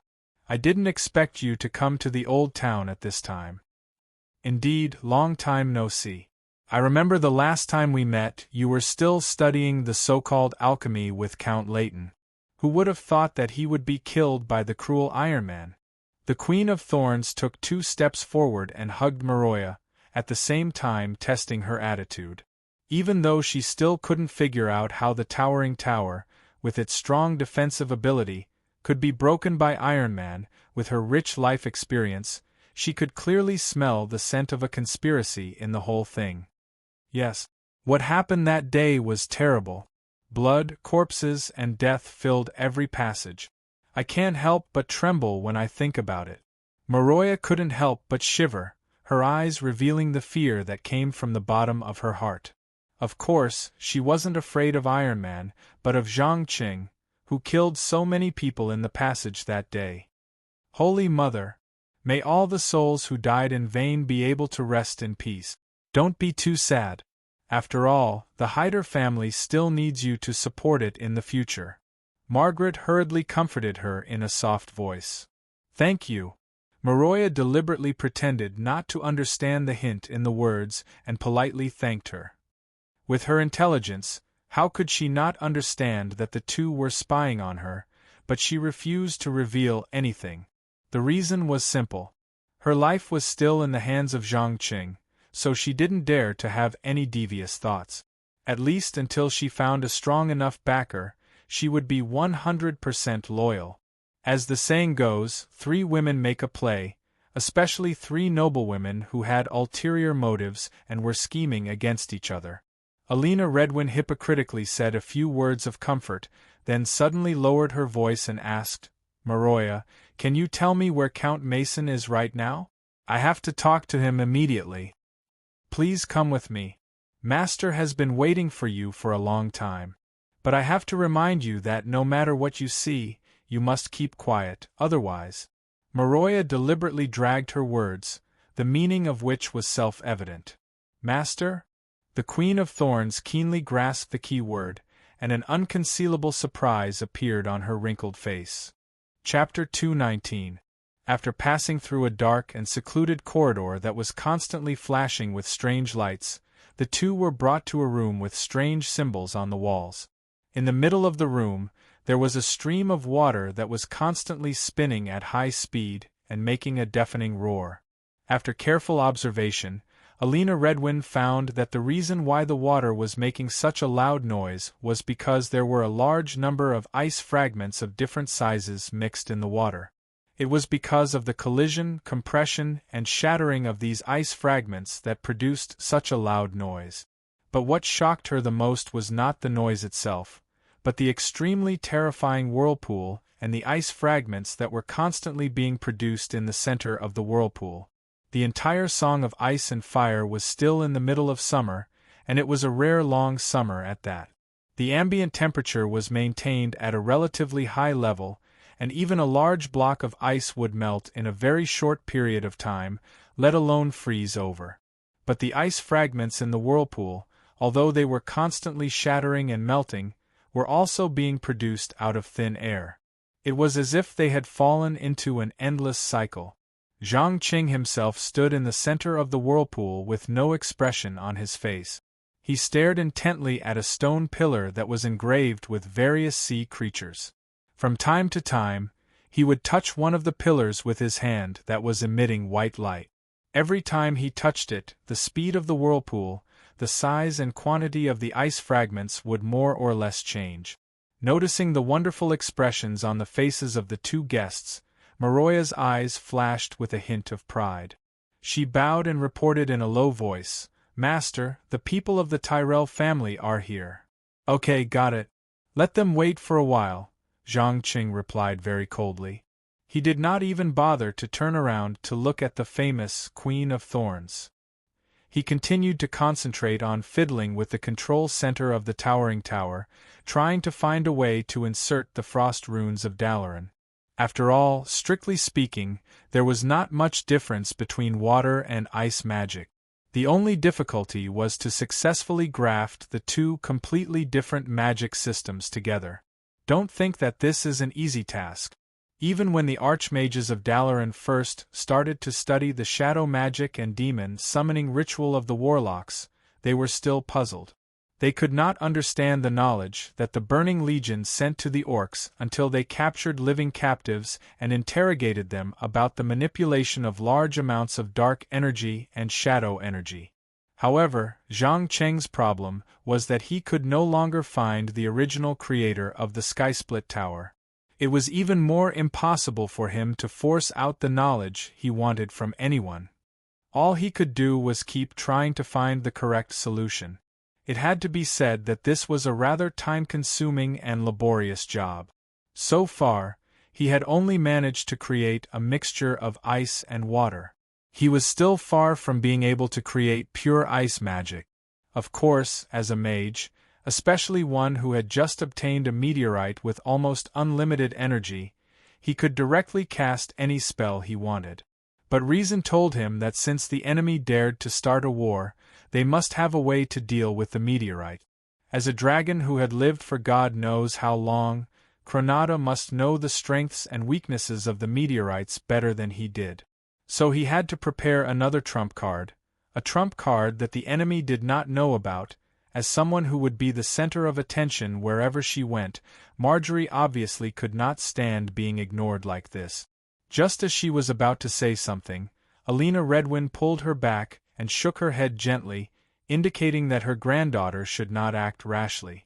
Despite her reluctance, Marjorie still chose to believe in her grandmother's judgment. She suppressed her strong dissatisfaction, shut her mouth, and waited patiently. About half an hour later, Zhang Qing finally put down the research that he couldn't get any results from. He raised his right hand and snapped his fingers. Asterisk snap. Asterisk with a crisp sound, the terrifying vortex suddenly began to slow down. In the blink of an eye, be it the water flow or the ice shards, they all disappeared without a trace as if they were never there. After doing all this, he put on a fake smile on his expressionless face and walked up to the Queen of Thorns. He said meaningfully, "I'm very sorry for neglecting you and Miss Marjorie for half a day. By the way, I congratulate you for successfully eliminating the difficult-to-control Jeffrey. I believe that the cowardly Tommen will soon be captured by Miss Marjorie's honey trap." "You think that Jeffrey's death has something to do with me?" Alina Redwyn asked without changing her expression.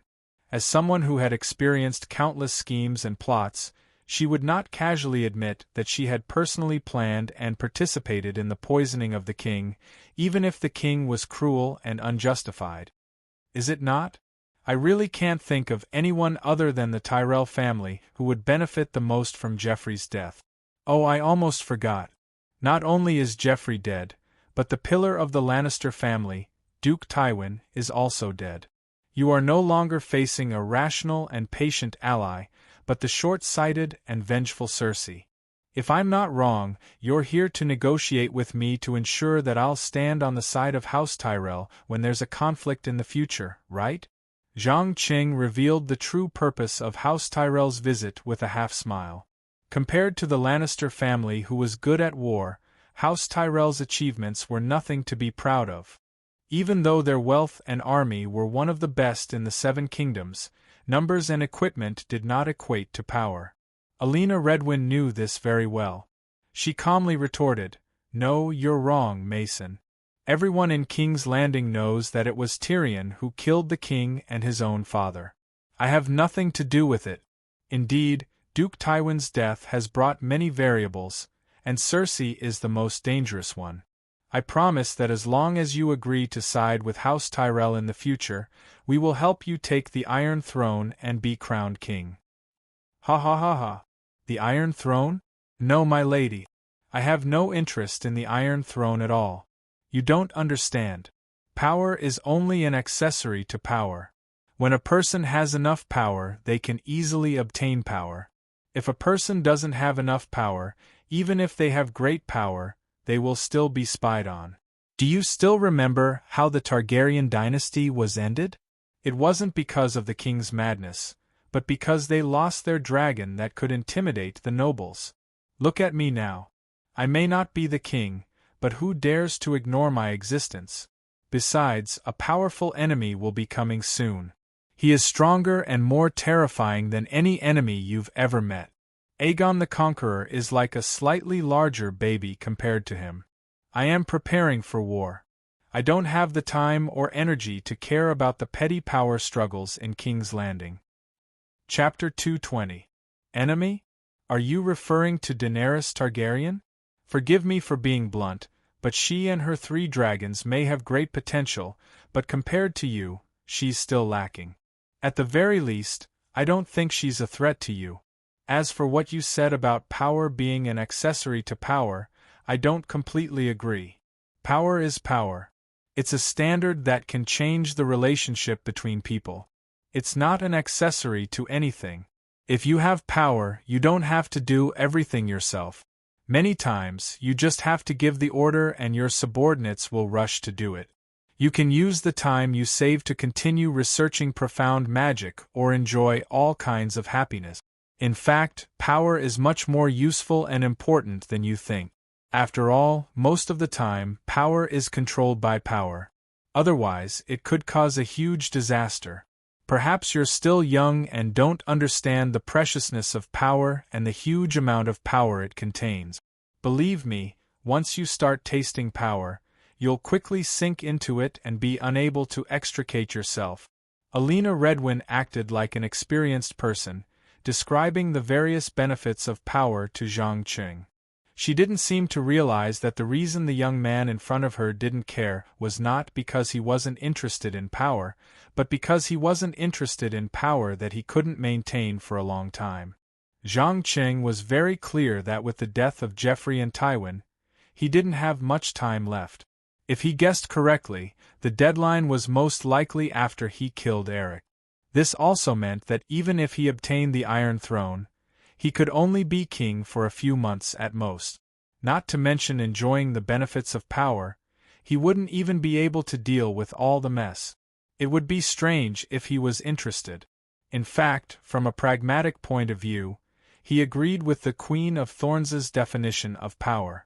Many times, power would bring many benefits, especially when researching magic required a large amount of resources.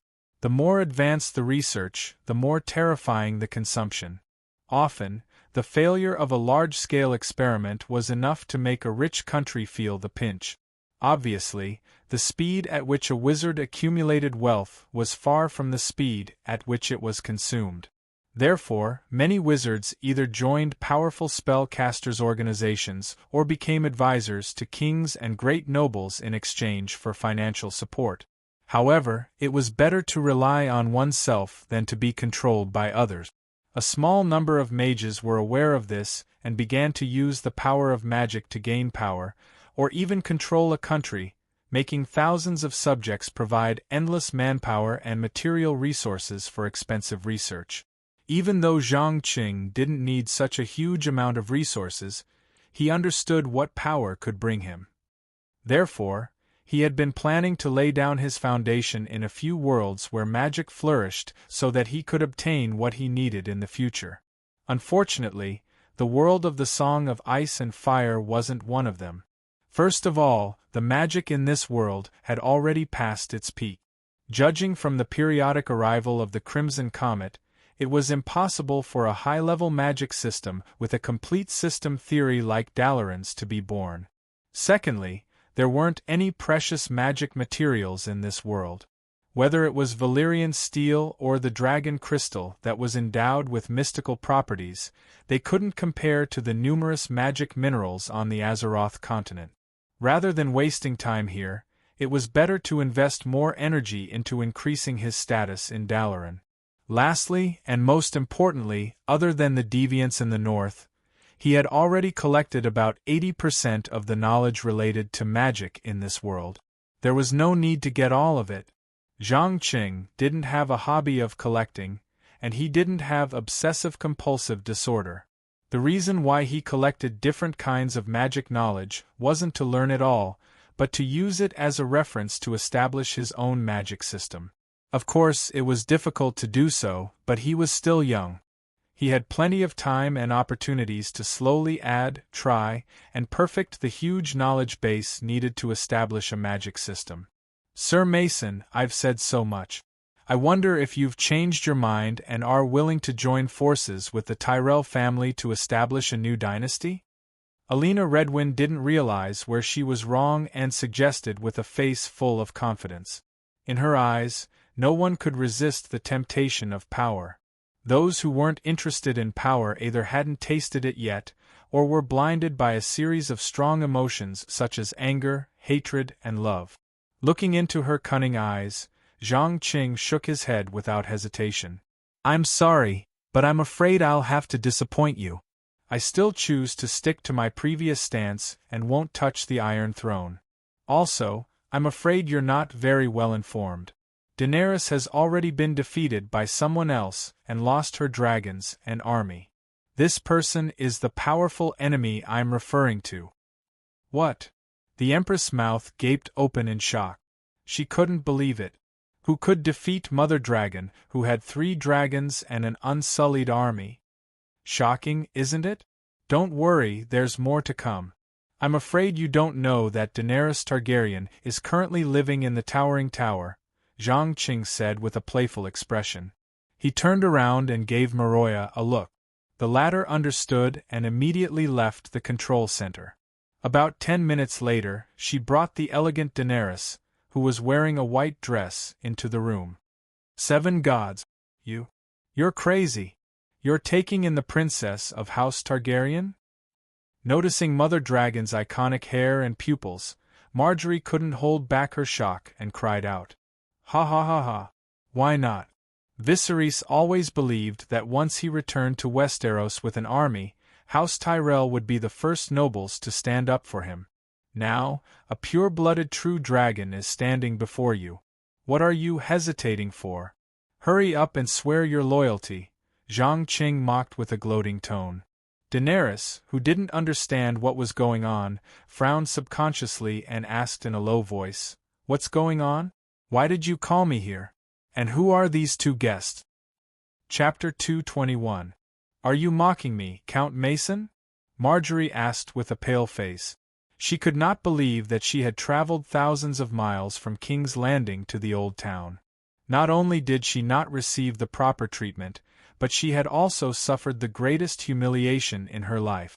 For a young girl, there was nothing more humiliating and embarrassing than the death of her husbands one after another and becoming a widow.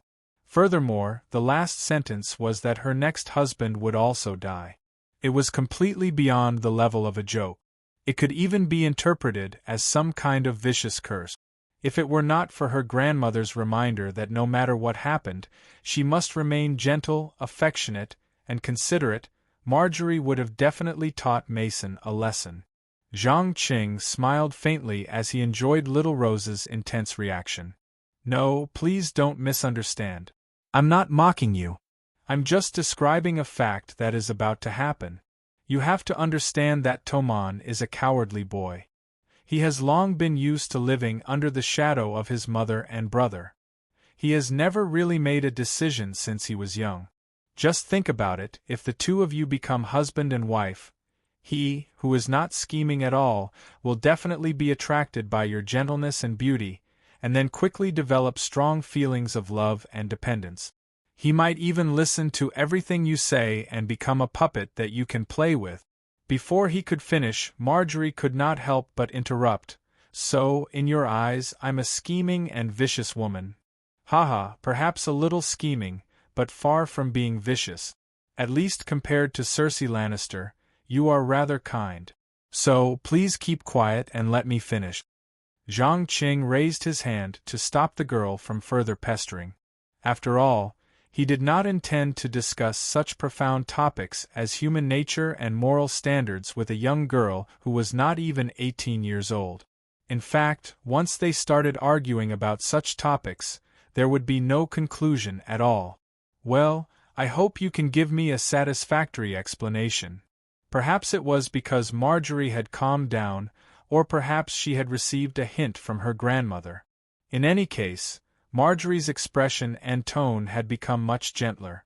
Zhang Qing did not care about these unimportant details and continued, obviously, as I have mentioned earlier, Toman, who is about to ascend to the throne, will become more and more dependent on you as time passes. This dependence will arouse Cersei's vigilance and jealousy. I believe you should know very well what kind of terrible things a woman can do when she starts to be jealous of someone younger, prettier, and more loved than herself. What's more, you snatched away her most beloved child. When that happens, our poor little king will be stuck between his beloved wife and crazy mother. When the battle between House Tyrell and House Lannister reaches its climax, will he, with his weak heart, find another way to escape? For example, suicide. Do you mean that Toman might be driven crazy by his mother and me? Margaret frowned, her tone full of doubt. It's not a possibility, it's a certainty. Otherwise, why do you think Ms. Alina came to see me today? Zhang Qing looked at the Queen of Thorns. The latter narrowed her eyes as if she was thinking about something. After a full minute, she nodded with a smile. That's right. I don't believe that Cersei can maintain an alliance like Tywin, so I hope to find a powerful and reliable ally. So you chose me. Zhang Qing stroked his chin with interest. That's right. You are Eros' husband and Loras' friend. Compared to the Lannister led by Cersei, we should be closer. Alina Redwyn purposely ignored Daenerys and suggested with a serious expression. Thank you for your kindness, but I'm afraid I have to decline. As for the reason, I've already said before. I have a dangerous enemy to deal with and I don't have the time or energy to interfere with the power struggle in King's Landing. However, I can recommend someone. Zhang Qing paused for a moment before bowing to Daenerys. The last bloodline of the Targaryen dynasty, the respected mother of dragons, the queen of the Undulls, the Loinars, and the Forerunners, the only legitimate ruler of the Seven Kingdoms. Don't you think this is a good opportunity? Opportunity? Daenerys was obviously confused. Her eyes were filled with doubt and confusion. Yes, an opportunity. As you can see, the alliance between House Tyrell and House Lannister is about to break. About a third of the nobles in King's Landing support the former. The only thing they lack is righteousness. But with you, the daughter of Aerys Targaryen too, they will be able to gain the support of more neutral parties. They will be able to seize the opportunity to launch a coup and finally crush the Lannisters' ambition to rule the Seven Kingdoms. In order to let the arrogant queen understand the current situation, Zhang Qing had to patiently explain.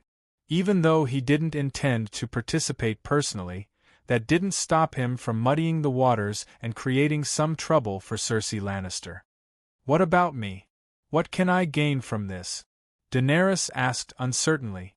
After days of serious reflection, she had discarded many of the naive parts of her personality.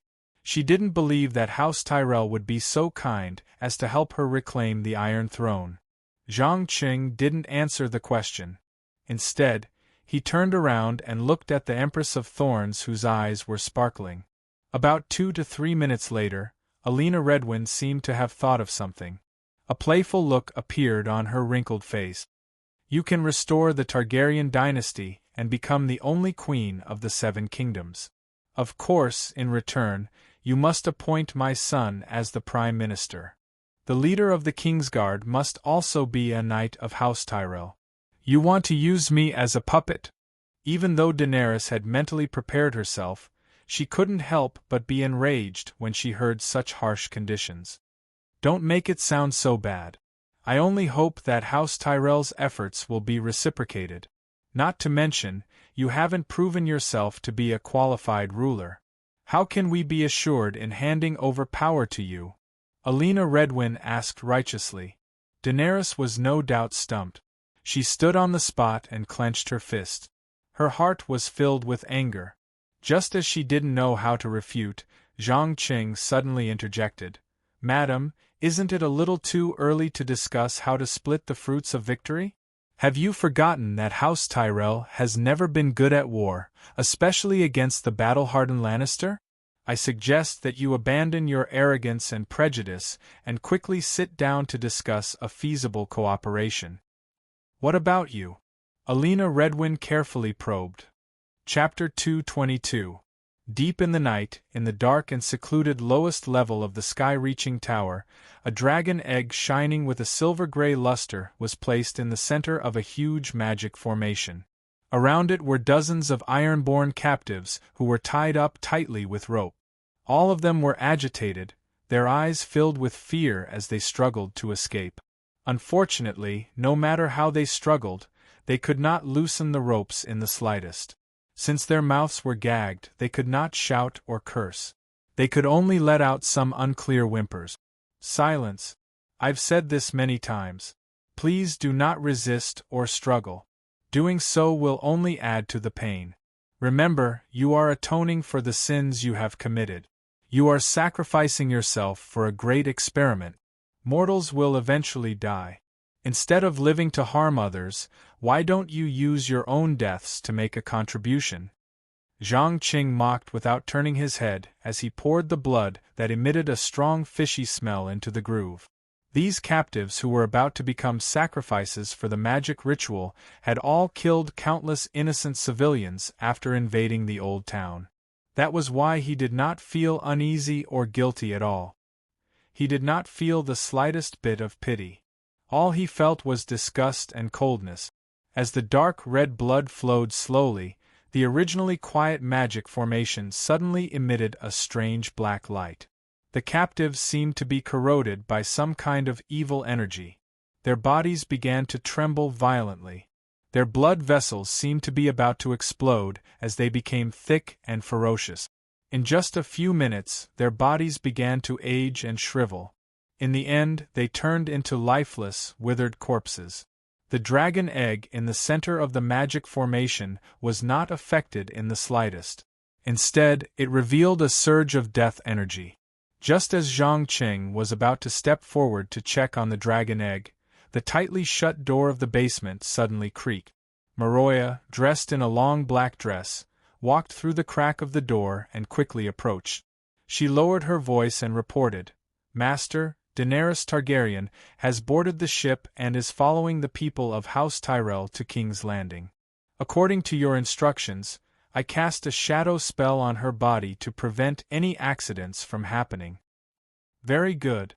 You are much more useful and capable than I expected. It seems that I made the right choice in sparing your life. At the very least, with your help, I successfully obtained the second dragon egg." Zhang Qing reached out and gently stroked her sharp chin and slender neck. "No, Master. It is my honor to serve someone like you." Maroya replied with a fanatical expression. After a period of training, her thoughts had been completely distorted. Not only had she forgotten her hatred, she had also developed a crazy obsession. Of course, this obsession was not only because of her desire for powerful magical knowledge, but also because of her admiration for her master. With the help of the pocket watch's magical mesmerizing ability, as well as a small amount of psychological knowledge, Zhang Qing had successfully created a loyal assistant, a qualified cannon fodder who would die for him at critical moments. It had to be said that at the beginning, he only wanted a puppet that didn't have strong feelings of resistance. But for some reason, after that night, Maroya Hyder seemed to have changed into a different person. She even personally got rid of a few of her brothers and sisters because they might threaten the rule of the old town. Zhang Qing was not a psychologist, nor did he know how to pry into other people's minds. Thus, he did not understand what had happened to this woman. The only thing he knew was that the relationship between the two of them was very beneficial to him. With Maroya's help, whether it was carrying out various complicated research or modifying the Towering Tower's attack methods, the progress was much faster. Feeling the delicate touch from his palm, the corners of his mouth curled up slightly.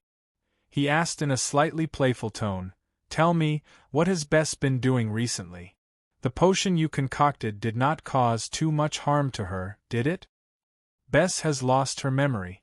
Currently, she stays in the tavern and drinks herself to death. To be exact, she has forgotten everything that happened in the past few months. The effect of the potion is excellent. There are no side effects at all. Maroya promised solemnly. Interesting. Send someone to observe her every move at all times. I don't want anyone to know that there is an unhatched dragon egg in the Towering Tower. Do you understand? Zhang Cheng's tone carried a hint of warning, and his eyes revealed a dangerous light. Obviously, after learning that Bess's father had hidden a dragon egg, he had ordered Maroya to be fully responsible for tracking down its whereabouts. After a month and a half of investigation and surveillance, the silver-gray dragon egg was finally found in Dahlia's coffin. Unlike the one that hatched Kolokelba, this egg was already confirmed dead when it was found. There was no sign of life inside. Perhaps to the people of the Song of Ice and Fire world, a dead dragon egg was of no value, but to Zhang Qing, a dead dragon egg could be hatched all the same. The only difference was that a living egg hatched a normal dragon, while a dead dragon egg required a series of complex and evil magic rituals to hatch a dead dragon with a completely different life form. It must be known that in the world of Azeroth, the Scourge had already invented magic to transform frost dragons and plague dragons. As a magic kingdom, Dalaran naturally obtained some relevant information through many channels.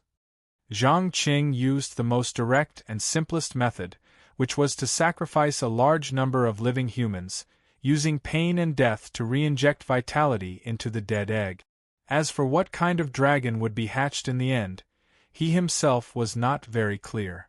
Maroya did not know that the young man standing in front of her was carrying out a dangerous experiment. She lifted her skirt and elegantly bowed. Understood.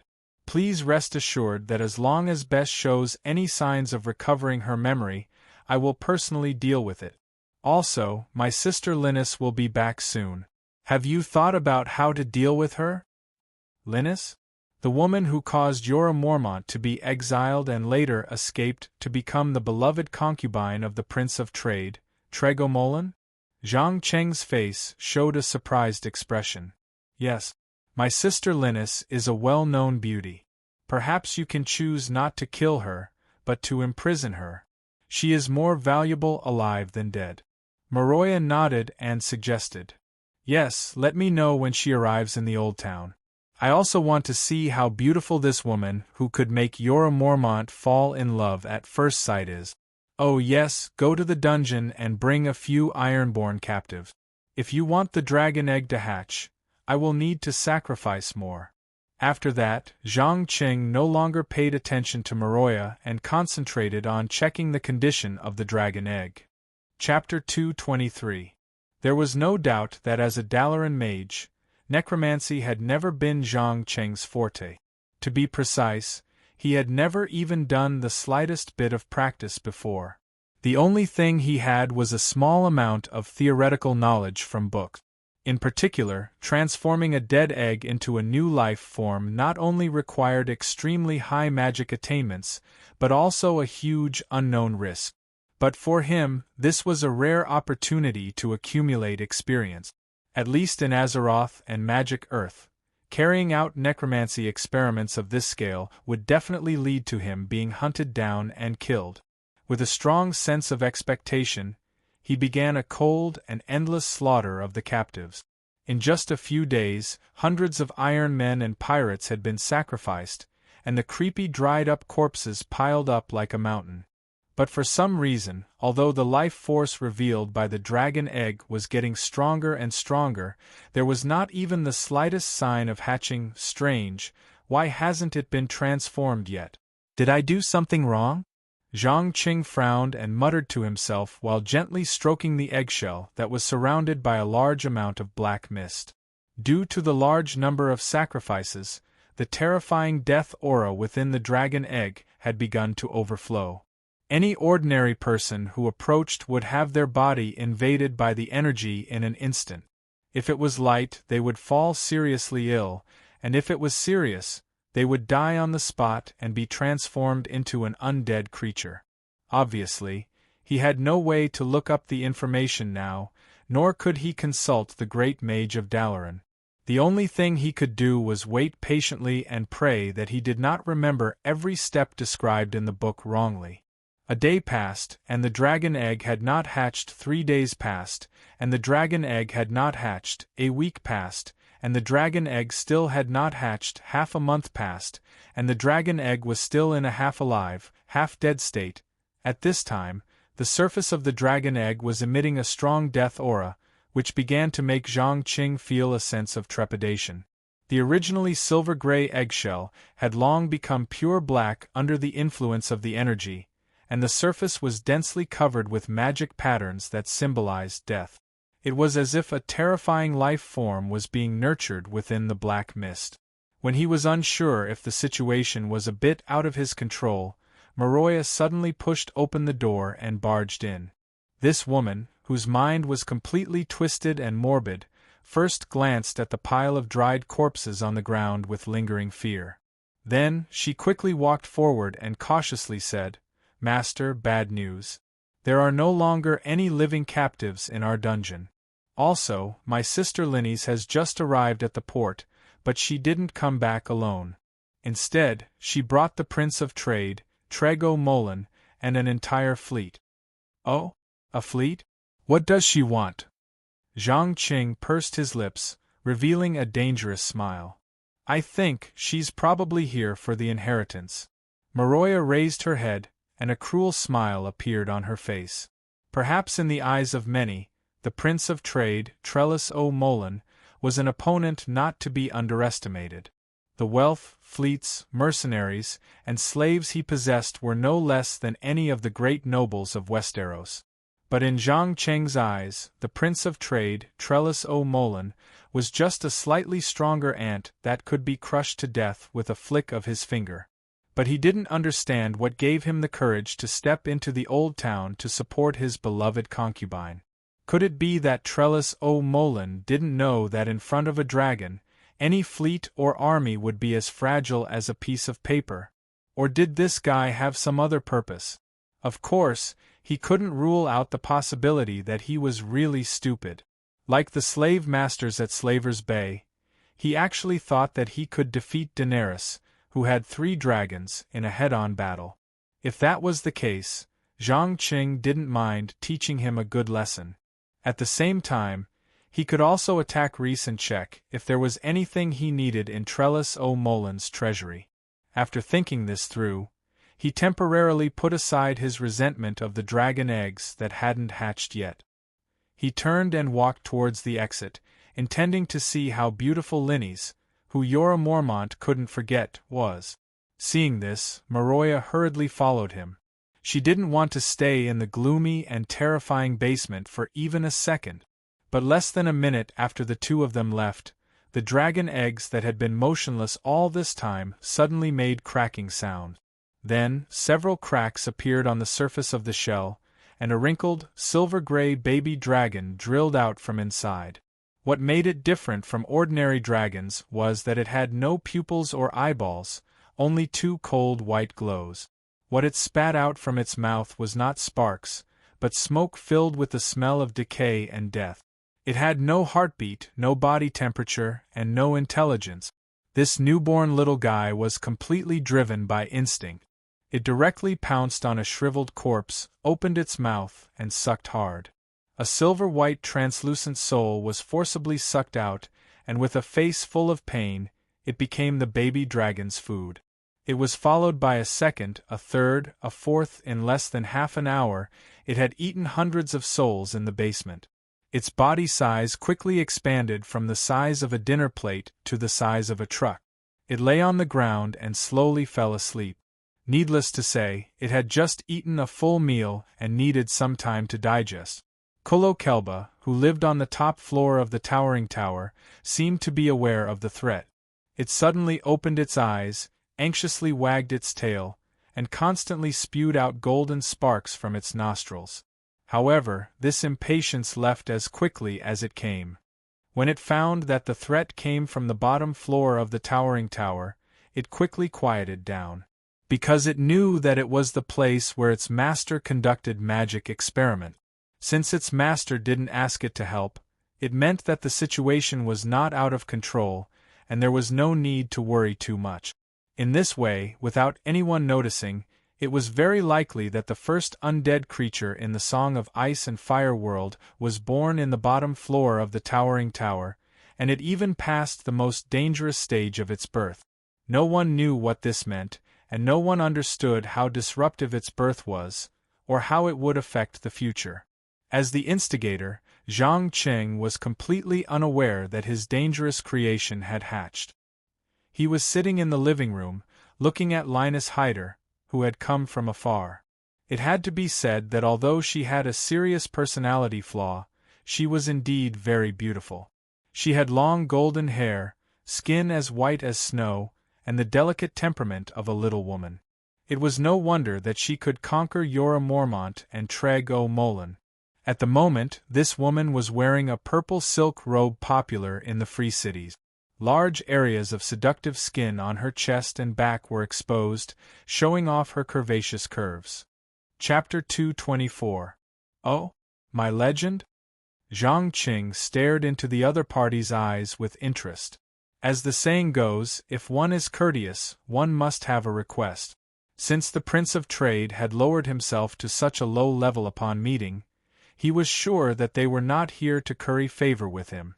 Furthermore, judging from their humble attitude, it did not seem like they were here to cause trouble. That's right. Be it the story of how you defeated many strong opponents to become the champion of the tournament, or how you destroyed the cavalry that Stannis was so proud of in the Battle of Blackwater River, they have all been sung by poets and spread throughout the eastern continent. Many young people see you as their idol, while many girls see you as their lover in their dreams. Linus Hyder took over the conversation with a soft and delicate voice. Her affectionate eyes seemed to be hinting at something, giving people endless fanciful thoughts. But it was a pity that such subtle seduction didn't work on Zhang Qing. He didn't even look at Linny's. Instead, he lowered his voice and said to the trade prince, Zagreb O'Molan, you have 5 minutes to explain what happened to the fleet docked in the bay. If you can't give me a good reason within 5 minutes, I will let the dragons attack when the time is up. Begin now, I'm listening. Zhang Qing didn't bother to hide anything. He used a naked threat to replace the endless probing. Linus Hyder clearly didn't expect that there would be a man in this world who could ignore her beauty. To be more precise, he couldn't even be bothered to acknowledge her. Just as her smile froze on her face, Zagreb O'Molan gave his beloved concubine a look that told her to calm down. He explained in a serious tone, Esteemed lady, please don't misunderstand. I'm not here to fight for anything for the Hyder family. On the contrary, I'm here to ask for your benevolence and protection. Perhaps you don't know, but a fellow who calls himself the Dragon King has already conquered Slaver's Bay, most of the free trade cities, and a dozen or so Dothraki tribes. His army has swelled to nearly 100,000 men. The most frightening thing is that he has 10 living dragons under his control. 10 dragons? Zhang Cheng's pupils suddenly contracted. Not long ago, he had received word from Daenerys that Eric had just taken the major cities of Slaver's Bay and taken control of Legolas, Viserion, and Drogon. At most, he had 3 dragons and a few thousand unsullied. But in the blink of an eye, this guy was expanding rapidly with Slave Bay as the center. Not only did he expand his army tenfold, but he also increased the number of dragons to 10. It was obvious that Eric had found many dragon eggs scattered around the East Continent through plundering during the war, and had successfully hatched 7 of them that were still alive. At this rate, it was only a matter of time before the horde of dragons covered the sky above the old town. Trego Molan undoubtedly sensed the wariness in Zhang Cheng's eyes. He hurriedly added, "Yes, my lord. 10 dragons. In fact, 3 days before I went out to sea, the enemy's warship had already left the port and headed towards Reese. Reese must have been completely subdued by now. If nothing goes wrong, the Dragon King will soon lead an unprecedented army into Westeros, and you are the only one who can defeat him." The entire eastern part of the continent of Ursos has fallen? How ambitious! Zhang Qing pursed his lips and sighed with a half-smile. Even though he had long known that a person like Eric would never be content with the status quo once he gained power, it was still a little unexpected that he would use brute force to conquer a large area of land that was beyond his own control. After all, conquering and plundering were one thing, and maintaining a stable rule was another. He didn't think that the Song of Ice and Fire world's extremely backward public transport system and the lack of a centralized state government would be able to maintain a large empire. Generally speaking, the faster a country that lacked effective management expanded, the faster it would collapse. However, Eric, who was born a commoner, obviously didn't understand this principle. He simply thought that the larger the land and army under his control, the stronger he would be, and the easier it would be for him to complete the mission given to him by his master. After realizing his opponent's thoughts, Zhang Qing didn't show the slightest bit of worry. Instead, he replied with a relaxed expression, "All right, I admit that the information you brought is somewhat useful. However, it's impossible for you to gain my protection just because of this. You will have to pay an additional price. Of course, I am willing to give you half of my ships, servants, mercenaries, and wealth in exchange for your mercy. In addition, you can take away any of my daughters and concubines that you like, including Linny's. It is their honor to serve a hero like you," Trego Molan offered without hesitation. It had to be said that he was indeed extraordinarily courageous. He chose to give up half of his assets without hesitation. Only by doing so could he ensure the safety of his life and the remaining half of his asset. No matter what, an escaped trade prince was definitely a piece of juicy meat in the eyes of many people. Once the first person took the first bite, the rest of the people would swarm over like sharks that smelled blood. No matter how many guards were hired, it would be of no use. "You are very smart. I like to deal with smart people. However, please remember, don't be too smart. If I find out that you have any tricks up your sleeve, then—" Zhang Qing deliberately dragged out his words, a dangerous glint flashing in his eyes. Trego Molan immediately nodded vigorously and promised, "I understand. Please rest assured, I will never risk my life." "Very good. Go, give half of your assets to Maroya, and then your people can go ashore. As for Linny's, you should keep her for yourself. I have no interest in this kind of woman who squanders money like water and loves vanity. In my eyes, she is even worse than a hunting dog. At least a hunting dog will rush to the rescue when its master is in danger. However, she chose to betray her husband because he couldn't provide her with a better life. Zhang Qing mocked expressionlessly. My lord, you are too harsh. Linny's is only a concubine, a plaything that you use to make yourself happy. Would you care about the betrayal of a plaything? No, definitely not. So why not relax and enjoy yourself?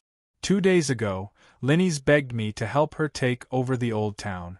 Guess what my answer was? Trego Molin asked in a playful tone. Zhang Qing glanced at Linny's, whose expression was getting worse and worse. He asked with a faint smile, what was it? Ha ha ha ha ha. I used my actions to answer her. That was going to be an intense battle. After the battle, she couldn't even stand up. How could she remember what she had asked for? Look, this is how I deal with women. You can try it. Trego Molin opened his arms and laughed without restraint. Chapter 225. Watching Trego Molin's slightly plump figure disappear at the end of the corridor, Maroya, who had been silent all this while, quickly approached and reminded her in a low voice, Master, I suggest you be careful. Although I don't think he can pose any fatal threat, this guy is definitely not as simple as he looks. Relax, no matter what plans or intentions he has in the dark, it doesn't matter to me. Don't forget, this is the old town. Even I need to borrow your name to rule, so as long as I keep an eye on your young and beautiful sister, he won't be able to cause any trouble. If our dear trade prince is really looking for death and wants to play some tricks, I will gladly accept the remaining half of his assets. When Zhang Qing said this, he didn't avoid Linus Hyder, who was left in the living room. To be precise, he deliberately let her hear him. In his eyes, smart people were never a threat, because smart people knew when to compromise and when to back down. But idiots were different, especially idiots who liked to think they were infallible. Dear Linus, what do you think I should do with you? Maroya, who understood, immediately turned her gaze to her sister. Sister, you can't be thinking of getting rid of me, right? Don't forget that I have the same surname as you, Hyder. Linus reminded her sternly. She originally thought that with her beauty, she could easily capture the young man in front of her, and at the same time get rid of the old and ugly trade prince and live a life of luxury where she could wantonly squander money.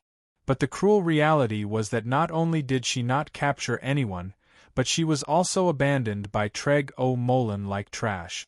Maroya stretched out her hand and gently stroked her sister's smooth and delicate chin. She sneered and shook her head. No, Linus, you are wrong. I have long abandoned the surname Hyder, but Master still needs it to complete some plans. But don't worry, I won't kill you because you are still useful. You? What do you want to do? Linus asked with a trembling voice. Sorry, you are just a chess piece, you don't deserve to know Master's plans. After saying this, Maroya took out a bottle of potion, pinched her sister's mouth, and poured it down her throat. Before Linny's could even react to what had happened, she blacked out and fell to the ground with a thud, falling into a deep coma. Zhang Qing stood up. He didn't even look at her and walked out without looking back. As he walked, he instructed, I'll leave the matters here to you. I still have to go to the basement to continue observing the changes in the dragon egg. If there's any emergency, inform me at any time. As you wish, Master. Maroya gracefully bowed and then waved her hand to signal the guards at the door to come in and carry her sister away. Zhang Qing didn't care, nor did he want to know how Maroya was going to use Linny's. His mind was full of knowledge about necromancy.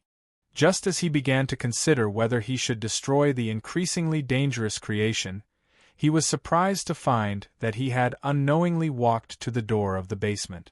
However, before he could push open the door and enter, he suddenly sensed an extremely terrifying death energy emanating from the crack in the door.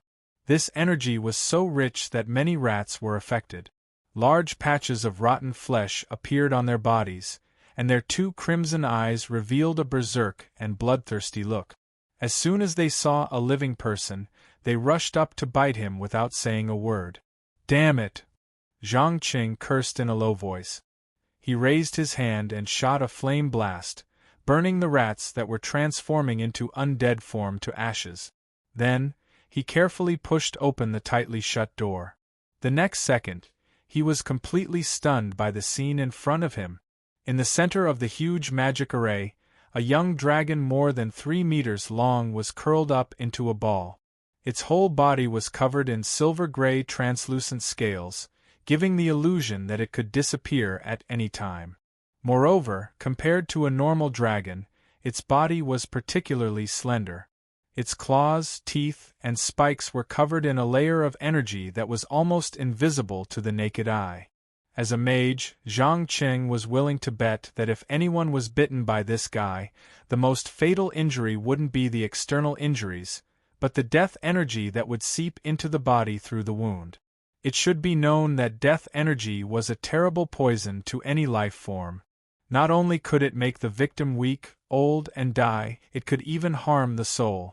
Although the young dragon's body was not big, its danger level was almost higher than that of Kulo Kelba that was born a few months too early.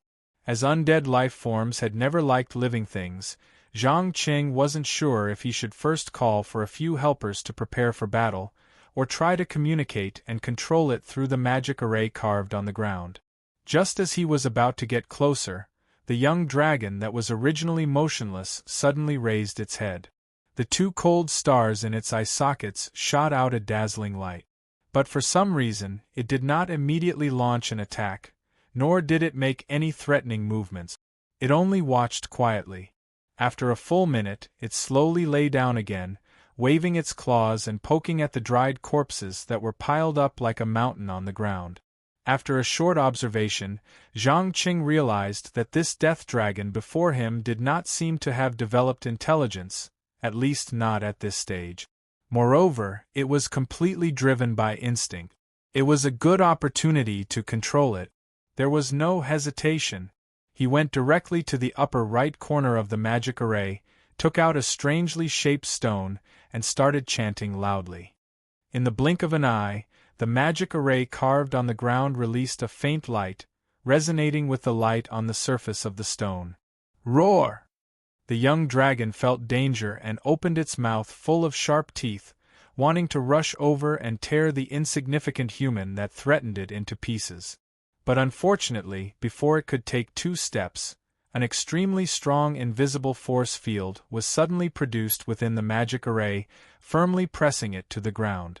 The more it struggled, the greater the pressure. After the last sentence of the spell was completed, a mark that was exactly the same as the stone appeared on the dragon's head. The young dragon that was still madly struggling a second ago turned into an obedient baby in the next second, obediently lying on the ground and waiting for its master's orders. Without a doubt, what Zhang Qing held in his hand was not an ordinary magic rune. Instead, it was the Calamity Stone that the Lich King used to identify the level of his undead army. However, this Calamity Stone had been researched and modified by the Dalaran Great Wizard. It was no longer limited to identifying the undead, but could also invade and control the will of a certain undead. The only regret was that if the Lich King discovered that the will of his undead subordinates had been invaded, he could immediately use his incomparably strong mental strength to take back control. Chapter 226. Zhang Qing heaved a sigh of relief when he sensed that the Calamity Stone had established a stable spiritual connection with the baby dragon. However, just as he was about to get closer and examine this special life form that was emitting an aura of death, the demon sword, Soul Reaper suddenly warned, "Don't go over. At least, don't go near it now. That is, if you don't want your soul to be sucked out." "What do you mean?" Zhang Qing instinctively stopped in his tracks, frowning as he questioned in a low voice. "Haven't you realized that your creation is temporarily unable to control its own abilities? Once it gets too close, it will be attracted by your soul that is filled with magic and will not be able to resist taking a breath. Even though this action is not malicious, it will undoubtedly cause you to suffer fatal injuries," the demon's sword explained calmly. "You mean, its ability is the same as yours, to devour living souls?" A glint flashed across Zhang Qing's eyes.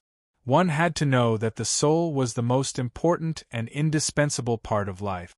Even in a world where magic was relatively advanced, controlling or devouring souls was an extremely rare talent. If a creature had a similar ability, then it could bypass most of the enemy's defenses and directly attack the weak soul. After all, the soul was not the same as the body. It had a certain self-healing ability and could be reborn with the help of various magic potions and recovery spells. Once the soul was damaged, it would be almost impossible to recover except for a few top-notch spells that required a huge price. If the newly hatched Death Dragon's ability was to devour souls, then Zhang Qing would have a trump card that could deal a fatal blow to his opponent in the upcoming war. Devour souls? Stop joking. Do you think that you can create a magical creation as powerful as mine with your crappy third-rate magic ritual? The Soul Reaper mocked mercilessly. Zhang Qing was not angered by his sword's vile attitude. Instead, he shrugged his shoulders nonchalantly. Then why did you say that it would suck my soul out? Very simple. It doesn't devour the soul itself, but the strong negative emotions contained in the soul. Congratulations, my master, you have created a monster that feeds on pain and despair. It will become stronger as the number of souls it devours increases. Maybe one day it will be like me and have the ability to think independently. The demon's sword gloated. Feeding on pain and despair? That sounds interesting. Zhang Qing's lips curled up slightly as a chilling smile appeared on his face. It is indeed very interesting. Did you know that many foolish humans think that positive emotions such as love, happiness, and hope are the source of strength? But in fact, once humans have too many similar emotions, they will become easily satisfied, and being easily satisfied will lead to stagnation. Only hatred, shame, pain, jealousy, and greed could spur humans to move forward and obtain more power and power. My dear master, you shouldn't restrict your own nature, and you shouldn't reject the gift from the darkness. The soul-capturing envoy took the opportunity to instill his own philosophy. It was like a devil hiding in the shadows, constantly trying to pull its wielder into the dark side. Unfortunately, Zhang Qing wasn't the kind of idiot who would be easily swayed by words. He didn't care about the magic sword's bewitchment at all and began to use a series of detection spells to test the baby dragon's physical condition. No matter what, this was the first life that he had created with the help of magic. He needed to study it carefully to accumulate valuable experience for more complicated and in-depth learning in the future. Just as he was hiding under the towering tower and focusing on testing the baby dragon's various abilities, far away on the other side of the sea, the free trade city-state of Reese was experiencing an unprecedented catastrophe. Countless mercenaries and Dothrakians walked along the streets without restraint, robbing from house to house, killing civilians, and raping women. Some even drew their swords to fight over the spoils of war. Dark red blood and mutilated corpses could be seen everywhere. As for the ravaged women, they had long lost the strength to scream. Their eyes were lifeless, and they were like walking corpses, allowing the invaders to do whatever they wanted. Standing on the balcony of the mansion that originally belonged to the Prince of Trade, Trego Molen, the naked Eric raised his wine glass and drank it in one gulp. He laughed and said to the beautiful girl who had just been violated, "Look, this is the consequence of resisting me. No one can go against the will of the Dragon King. I will lead this invincible army to conquer all the known lands and become the only king in the world. War, death, chaos. Is this the kingdom you want?" The girl bit her lower lip and asked, "Why can't I? Once I defeat that fellow, who in the world can stop me and my dragon that soars in the sky?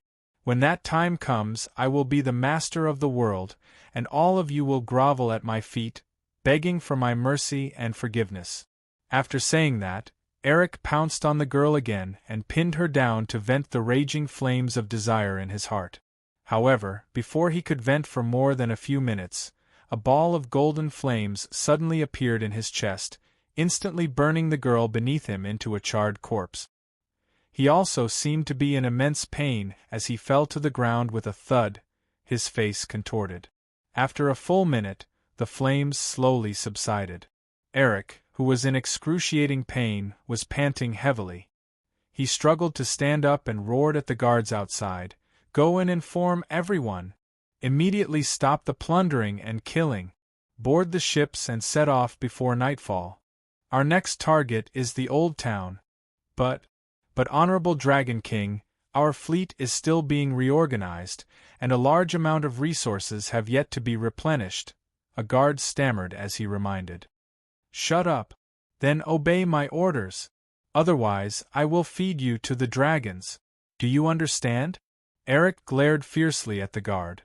As a former pirate captain, how could he not understand that the larger the fleet, the more time it needed to replenish enough food and water? However, the problem was that Cronada had already expressed his strong dissatisfaction with his slow movement. The sudden appearance of the flames just now was the best proof. Eric was very clear that his current strength, status, and even the ability to control dragons all originated from the powerful master that was imprisoned under the ruins of Valyria. Yes. The guard was completely frightened by the murderous gaze and hurriedly nodded his head. Soon, the loud sound of a horn reverberated in the sky above Reese.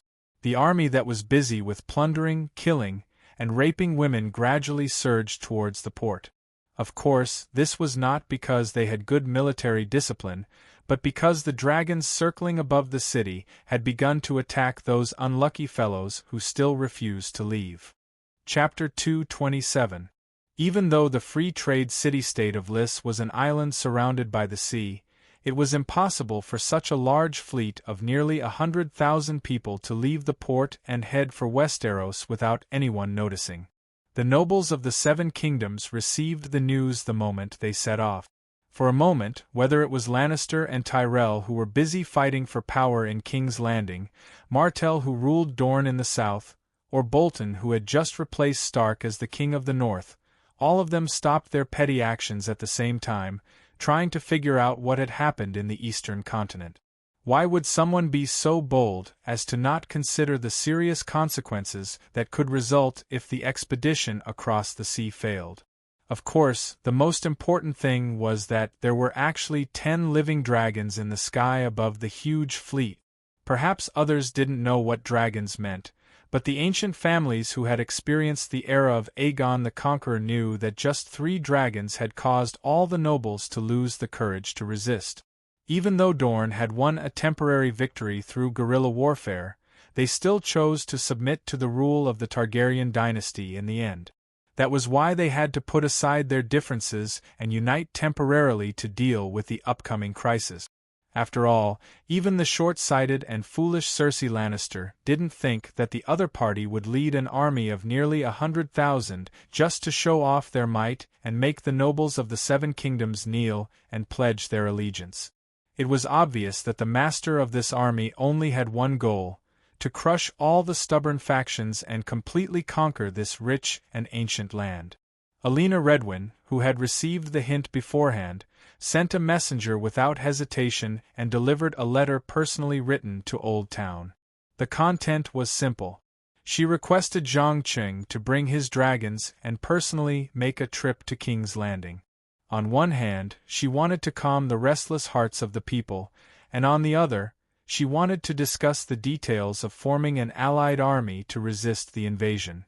Zhang Qing couldn't help but laugh when he read the fawning words in the letter. He lamented as he laughed, "Should I say, as expected of the Bramble Bird Queen? She actually wants to use me at this time to strengthen House Tyrell's reputation. Doesn't she know that once she loses, all power, noble bloodlines, and ancient family legacies will be crushed by pure violence and slaughter? My master, it's not that they don't understand, but that they aren't willing to give up any chance to seize power.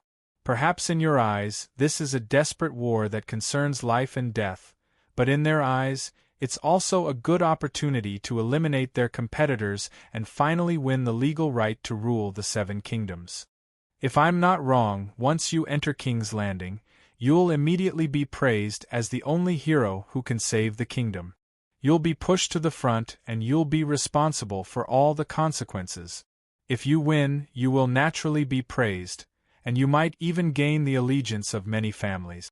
But if you lose, they will put all the blame on you, and then kneel down and beg for the enemy's forgiveness."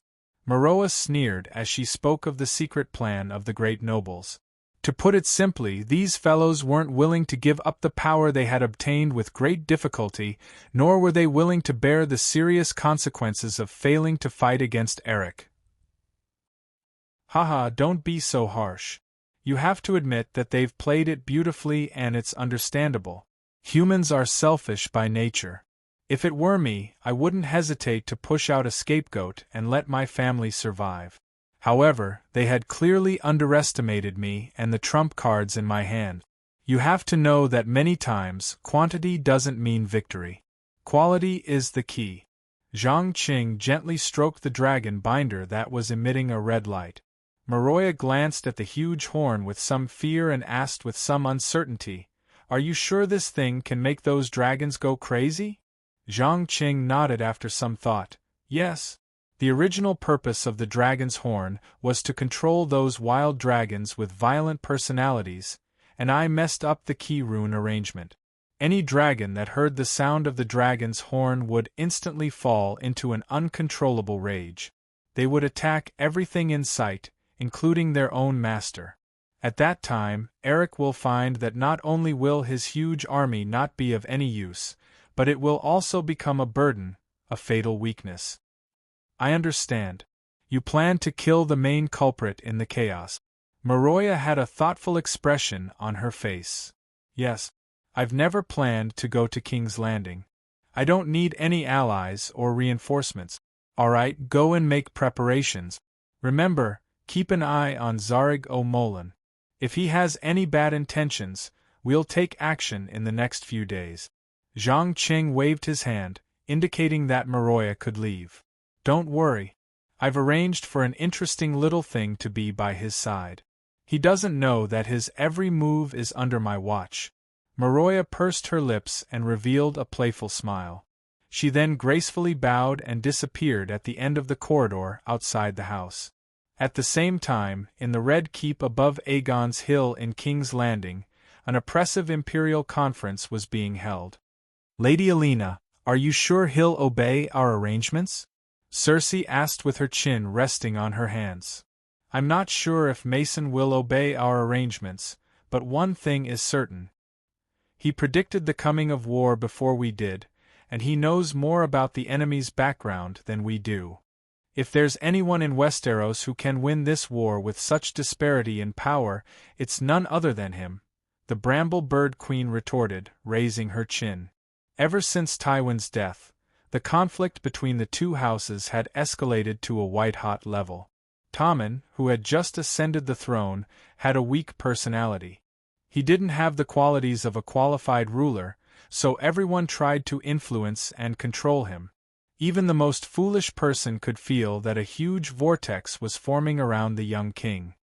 "So, you'll hand over the command of House Tyrell's army to him?" Cersei probed without batting an eyelid. Alina Redwyn hesitated for a moment before nodding seriously. "Yes, I will. But not all of them. I suggest you send some reinforcements as well. Otherwise, if we lose, House Lannister might be spared, but you and His Majesty will be cruelly slaughtered. Think about how cruelly the Mad King's family was treated after the fall of the Targaryen dynasty. Oh, I almost forgot. I don't need to remind you of this.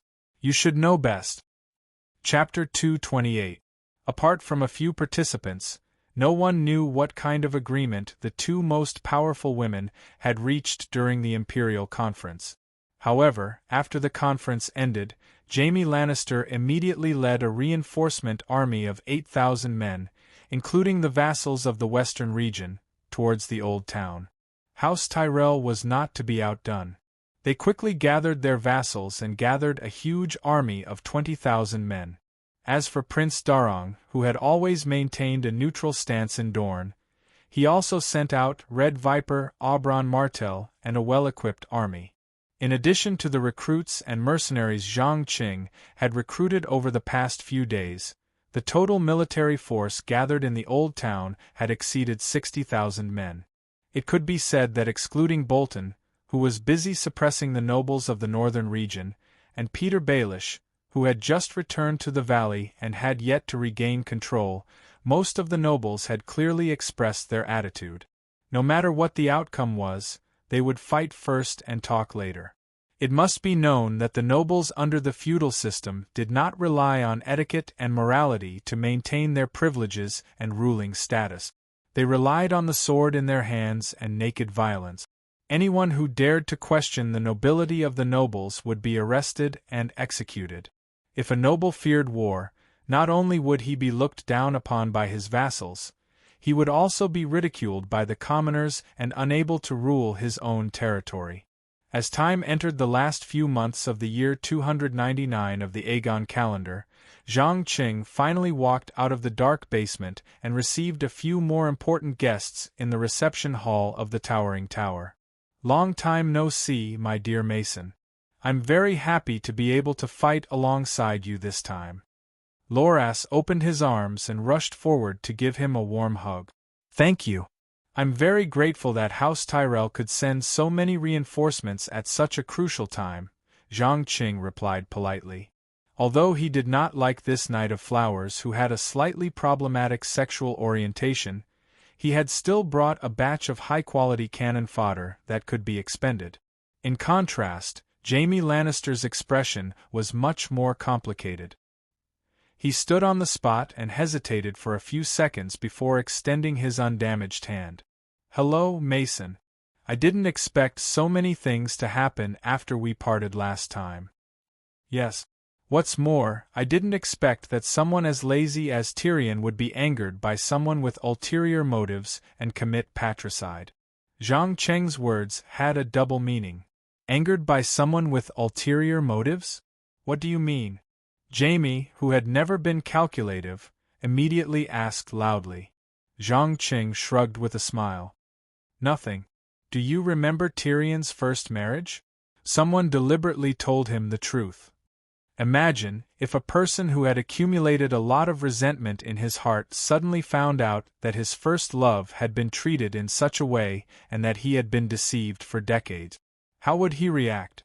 "My dear Jaime, I'm afraid you still don't understand.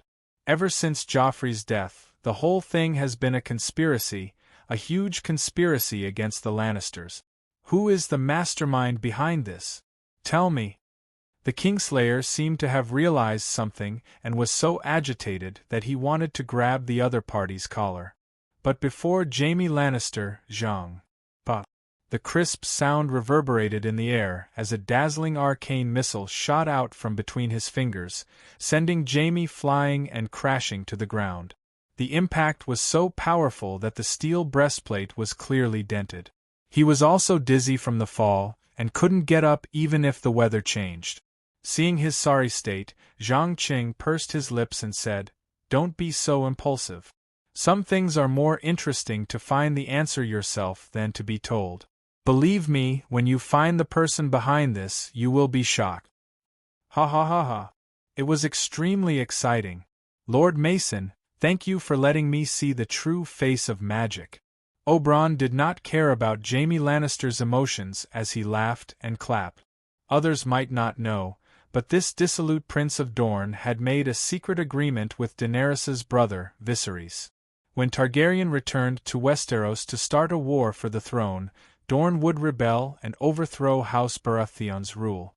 At the same time, he would destroy House Lannister to avenge his sister, Ilya.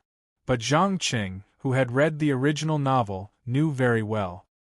He knew that Jaime Lannister was not applauding because of the arcane missile, but because he had severely humiliated the eldest son of House Lannister, who was also the heir in name. Perhaps in the eyes of many, Cersei was the ruler of House Lannister after Tywin's death. But in reality, she was able to do so because of her brother's 100% obedience.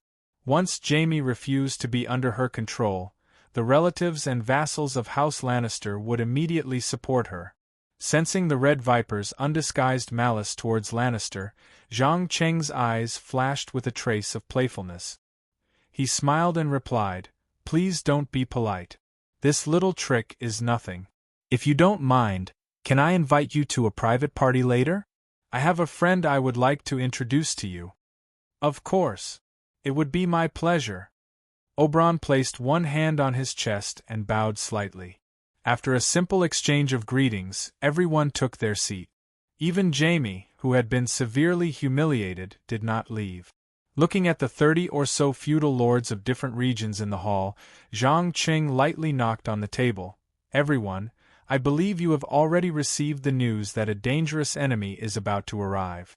Not only does he have an army of unprecedented scale, he also has 10 dragons. Wait!" Before he could finish speaking, a bald and slightly plump old man in his 50s stood up and interrupted him. "You are?" Zhang Qing narrowed his eyes and sized him up. Judging from the color of his beard and his attire, he was undoubtedly a member of House Lannister. But for some reason, Zhang Qing had never seen him in a formal setting. "This is my uncle, Kevin. He is now the commander of House Lannister's army."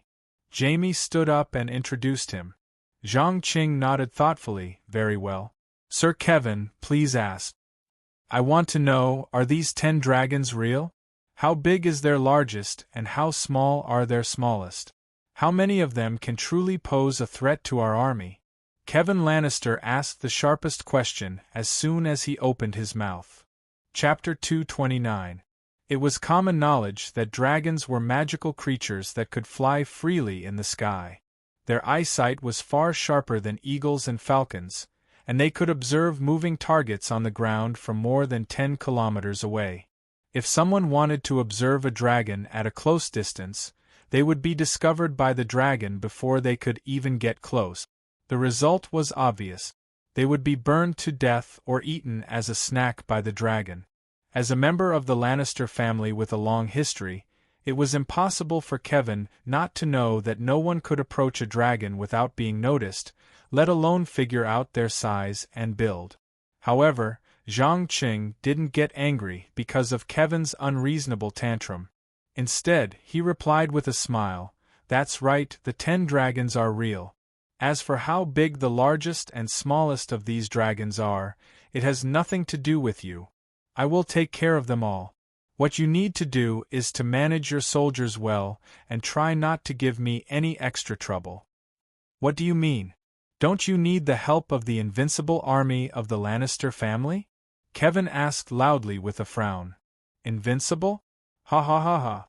My apologies, have you forgotten how you were defeated by the young wolf lord, Robert Stark, over and over again not long ago? If he hadn't made that stupid and fatal mistake, who knows who would be in charge of King's Landing now? Please remember, knight, don't overestimate yourself.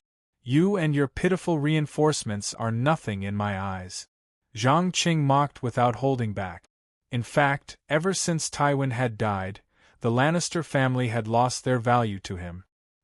He could use this opportunity to completely shed all pretense of cordiality and prevent some people from having unrealistic fantasies that the secret agreement between him and Tywin could still be maintained.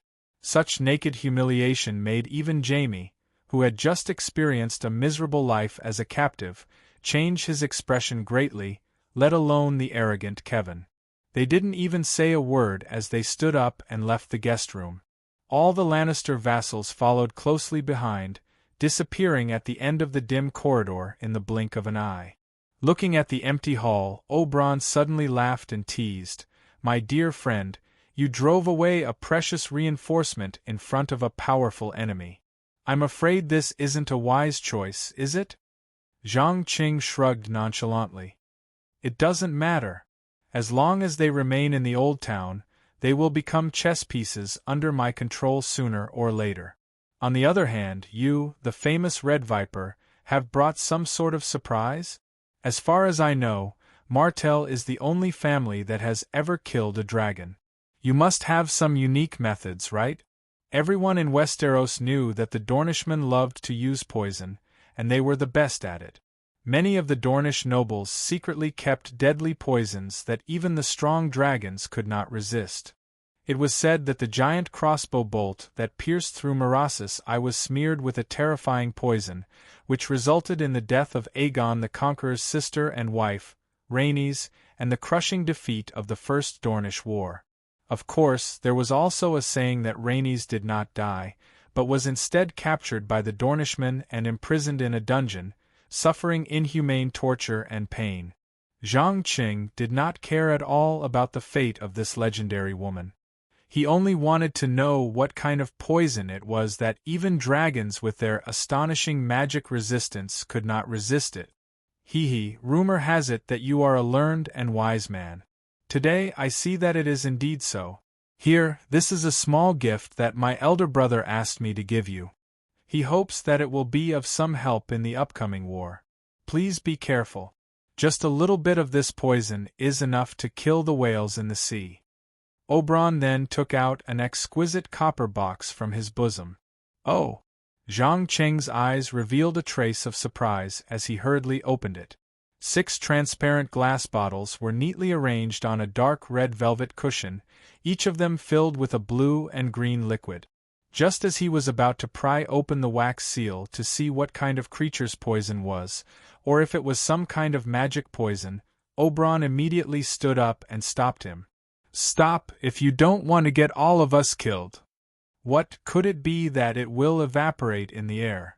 Zhang Qing subconsciously stopped what he was doing and raised his head to ask. It's not as simple as evaporating.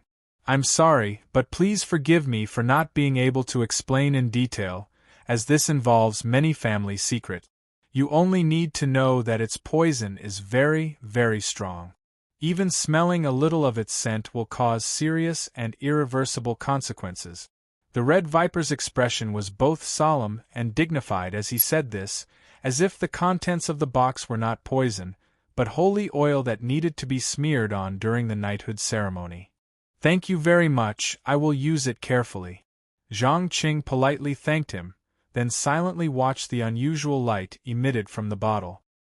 He suddenly remembered that the current Dornishmen, especially the Martell family, had once married the defeated Queen of Lorna, Nymeria. It was said that they had even accepted a group of water wizards. Perhaps the poison in the box was the product of a combination of biological toxins and magic. Otherwise, it was theoretically impossible for a poison produced in nature to threaten a magical life form like a dragon, which had great resistance to magic. Suppressing the strong desire for knowledge and curiosity in his heart, Zhang Qing turned to give Blanco, who was guarding the door, a look. The latter understood tacitly and immediately placed one hand on his chest, gesturing for the black figure to enter. Soon, the mysterious person who had been waiting for a long time slowly walked into the hall and removed the hood that covered her face. In an instant, be it Oberon or Loras, they both had expressions of shock on their faces. That was because she was none other than Daenerys, who had faded out of sight for a long time. Loras didn't understand. Wasn't the last bloodline of House Targaryen with his grandmother? Why would she appear in the Old Town and within the towering tower for no apparent reason? Oberon, on the other hand, couldn't believe it.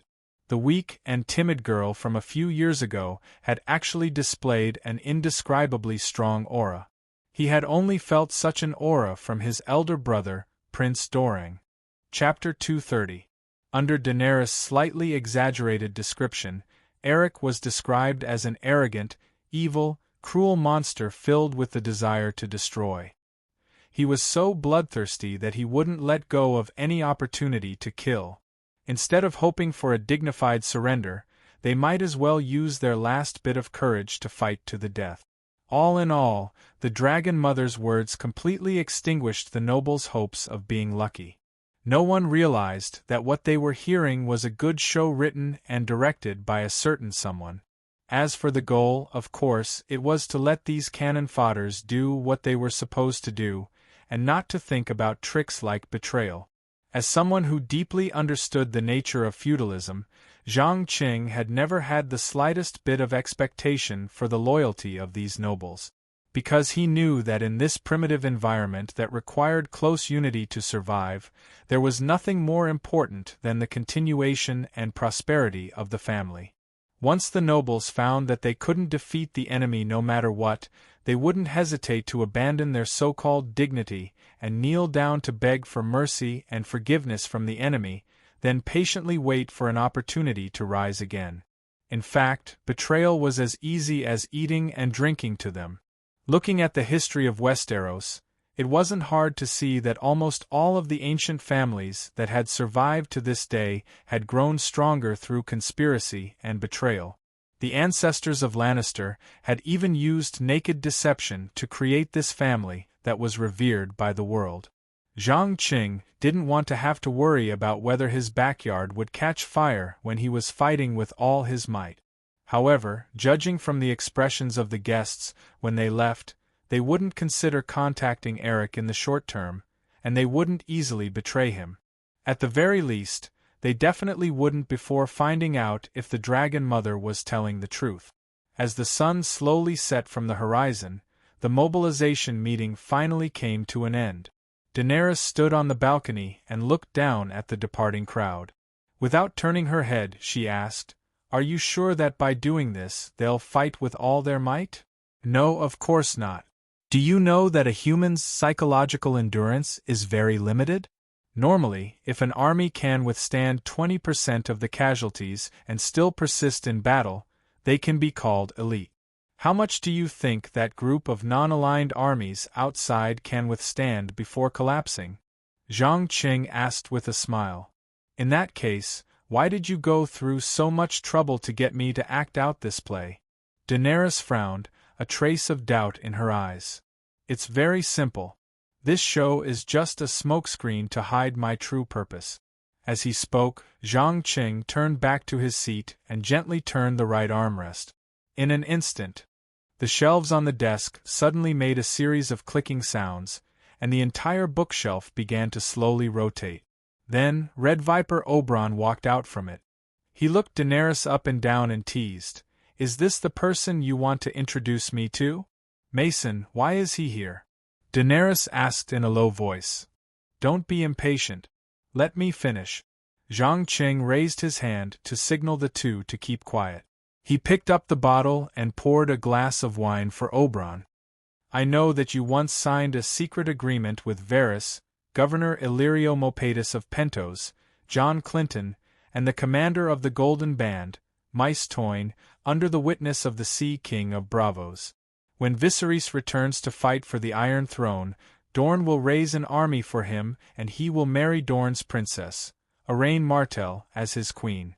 Is that correct?" "Oh? Where did you get this information?" Oberyn took a sip of the wine, a strong sense of wariness in his eyes. After all, only a few people were present when the agreement was signed, and he couldn't figure out who would leak the secret to an outsider. "Where I got this information isn't important.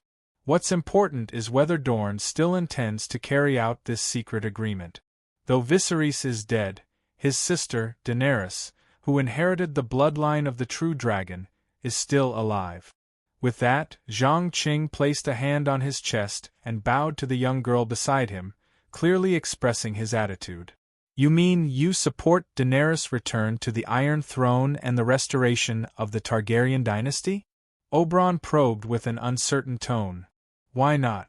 While Daenerys has many shortcomings such as naivety, childishness, and lack of experience in governing, she is much more likable than the vicious, short-sighted, and unscrupulous Cersei. Now, you only have to answer me. If I have a plan that can effortlessly take King's Landing, would House Martell be willing to join?" Zhang Qing didn't have any intention of beating around the bush and directly gave his choice. Oberyn obviously didn't expect the young man in front of him to reveal his trump card so quickly, and a hesitant look appeared on his face. After a full minute, he opened his mouth and said, "Before I answer you, I need to know first. What is the matter with your ambiguous relationship with Lannister? Also, what role does House Tyrell play in this plan?" "You're more cautious than I expected. But that's fine, I'll be happy to explain." Zhang Qing casually put the bottle back and looked at the golden afterglow on the surface of the sea without turning his head. First, I've never made any agreements with Lannister. I only made a verbal agreement with Tywin himself. The agreement was that as long as he was alive, I would choose to stand on Lannister's side in all conflicts. But regrettably, he's dead now, so I don't have to carry out the agreement. Second, my relationship with House Tyrell isn't as close as you think. Though I've taken Arrow Tyrell as my wife, I've never touched her. Do you understand what that means? Finally, and most importantly, I made a promise a few months ago that I would help Daenerys regain the Iron Throne when she steps foot in Westeros. Even though she's already lost her army and 3 dragons, I don't intend to go back on my word. Perhaps many people think that the upcoming war will be very tragic, but no one realizes that this is actually a good opportunity to launch a coup and seize King's Landing. Currently, the Old Town has attracted all the attention of the 7 kingdoms. You only need to bring your subordinates and disguise them as fleeing merchant ships to infiltrate King's Landing. Then, when the war breaks out, you'll attack Red Keep and eliminate all the important members of House Tyrell and Lannister, including Cersei, and avenge your sister Oberyn. Trust me, no one would have thought that Dorne's reinforcements would launch a sneak attack on King's Landing at this time. There was no doubt that Zhang Cheng's sudden decision to intervene in the power struggle in King's Landing wasn't done on a whim. It was because the mysterious parchment had suddenly started a countdown of 168 hours a day ago. This meant that he would have to leave the world of Song of Ice and Fire in about a week's time.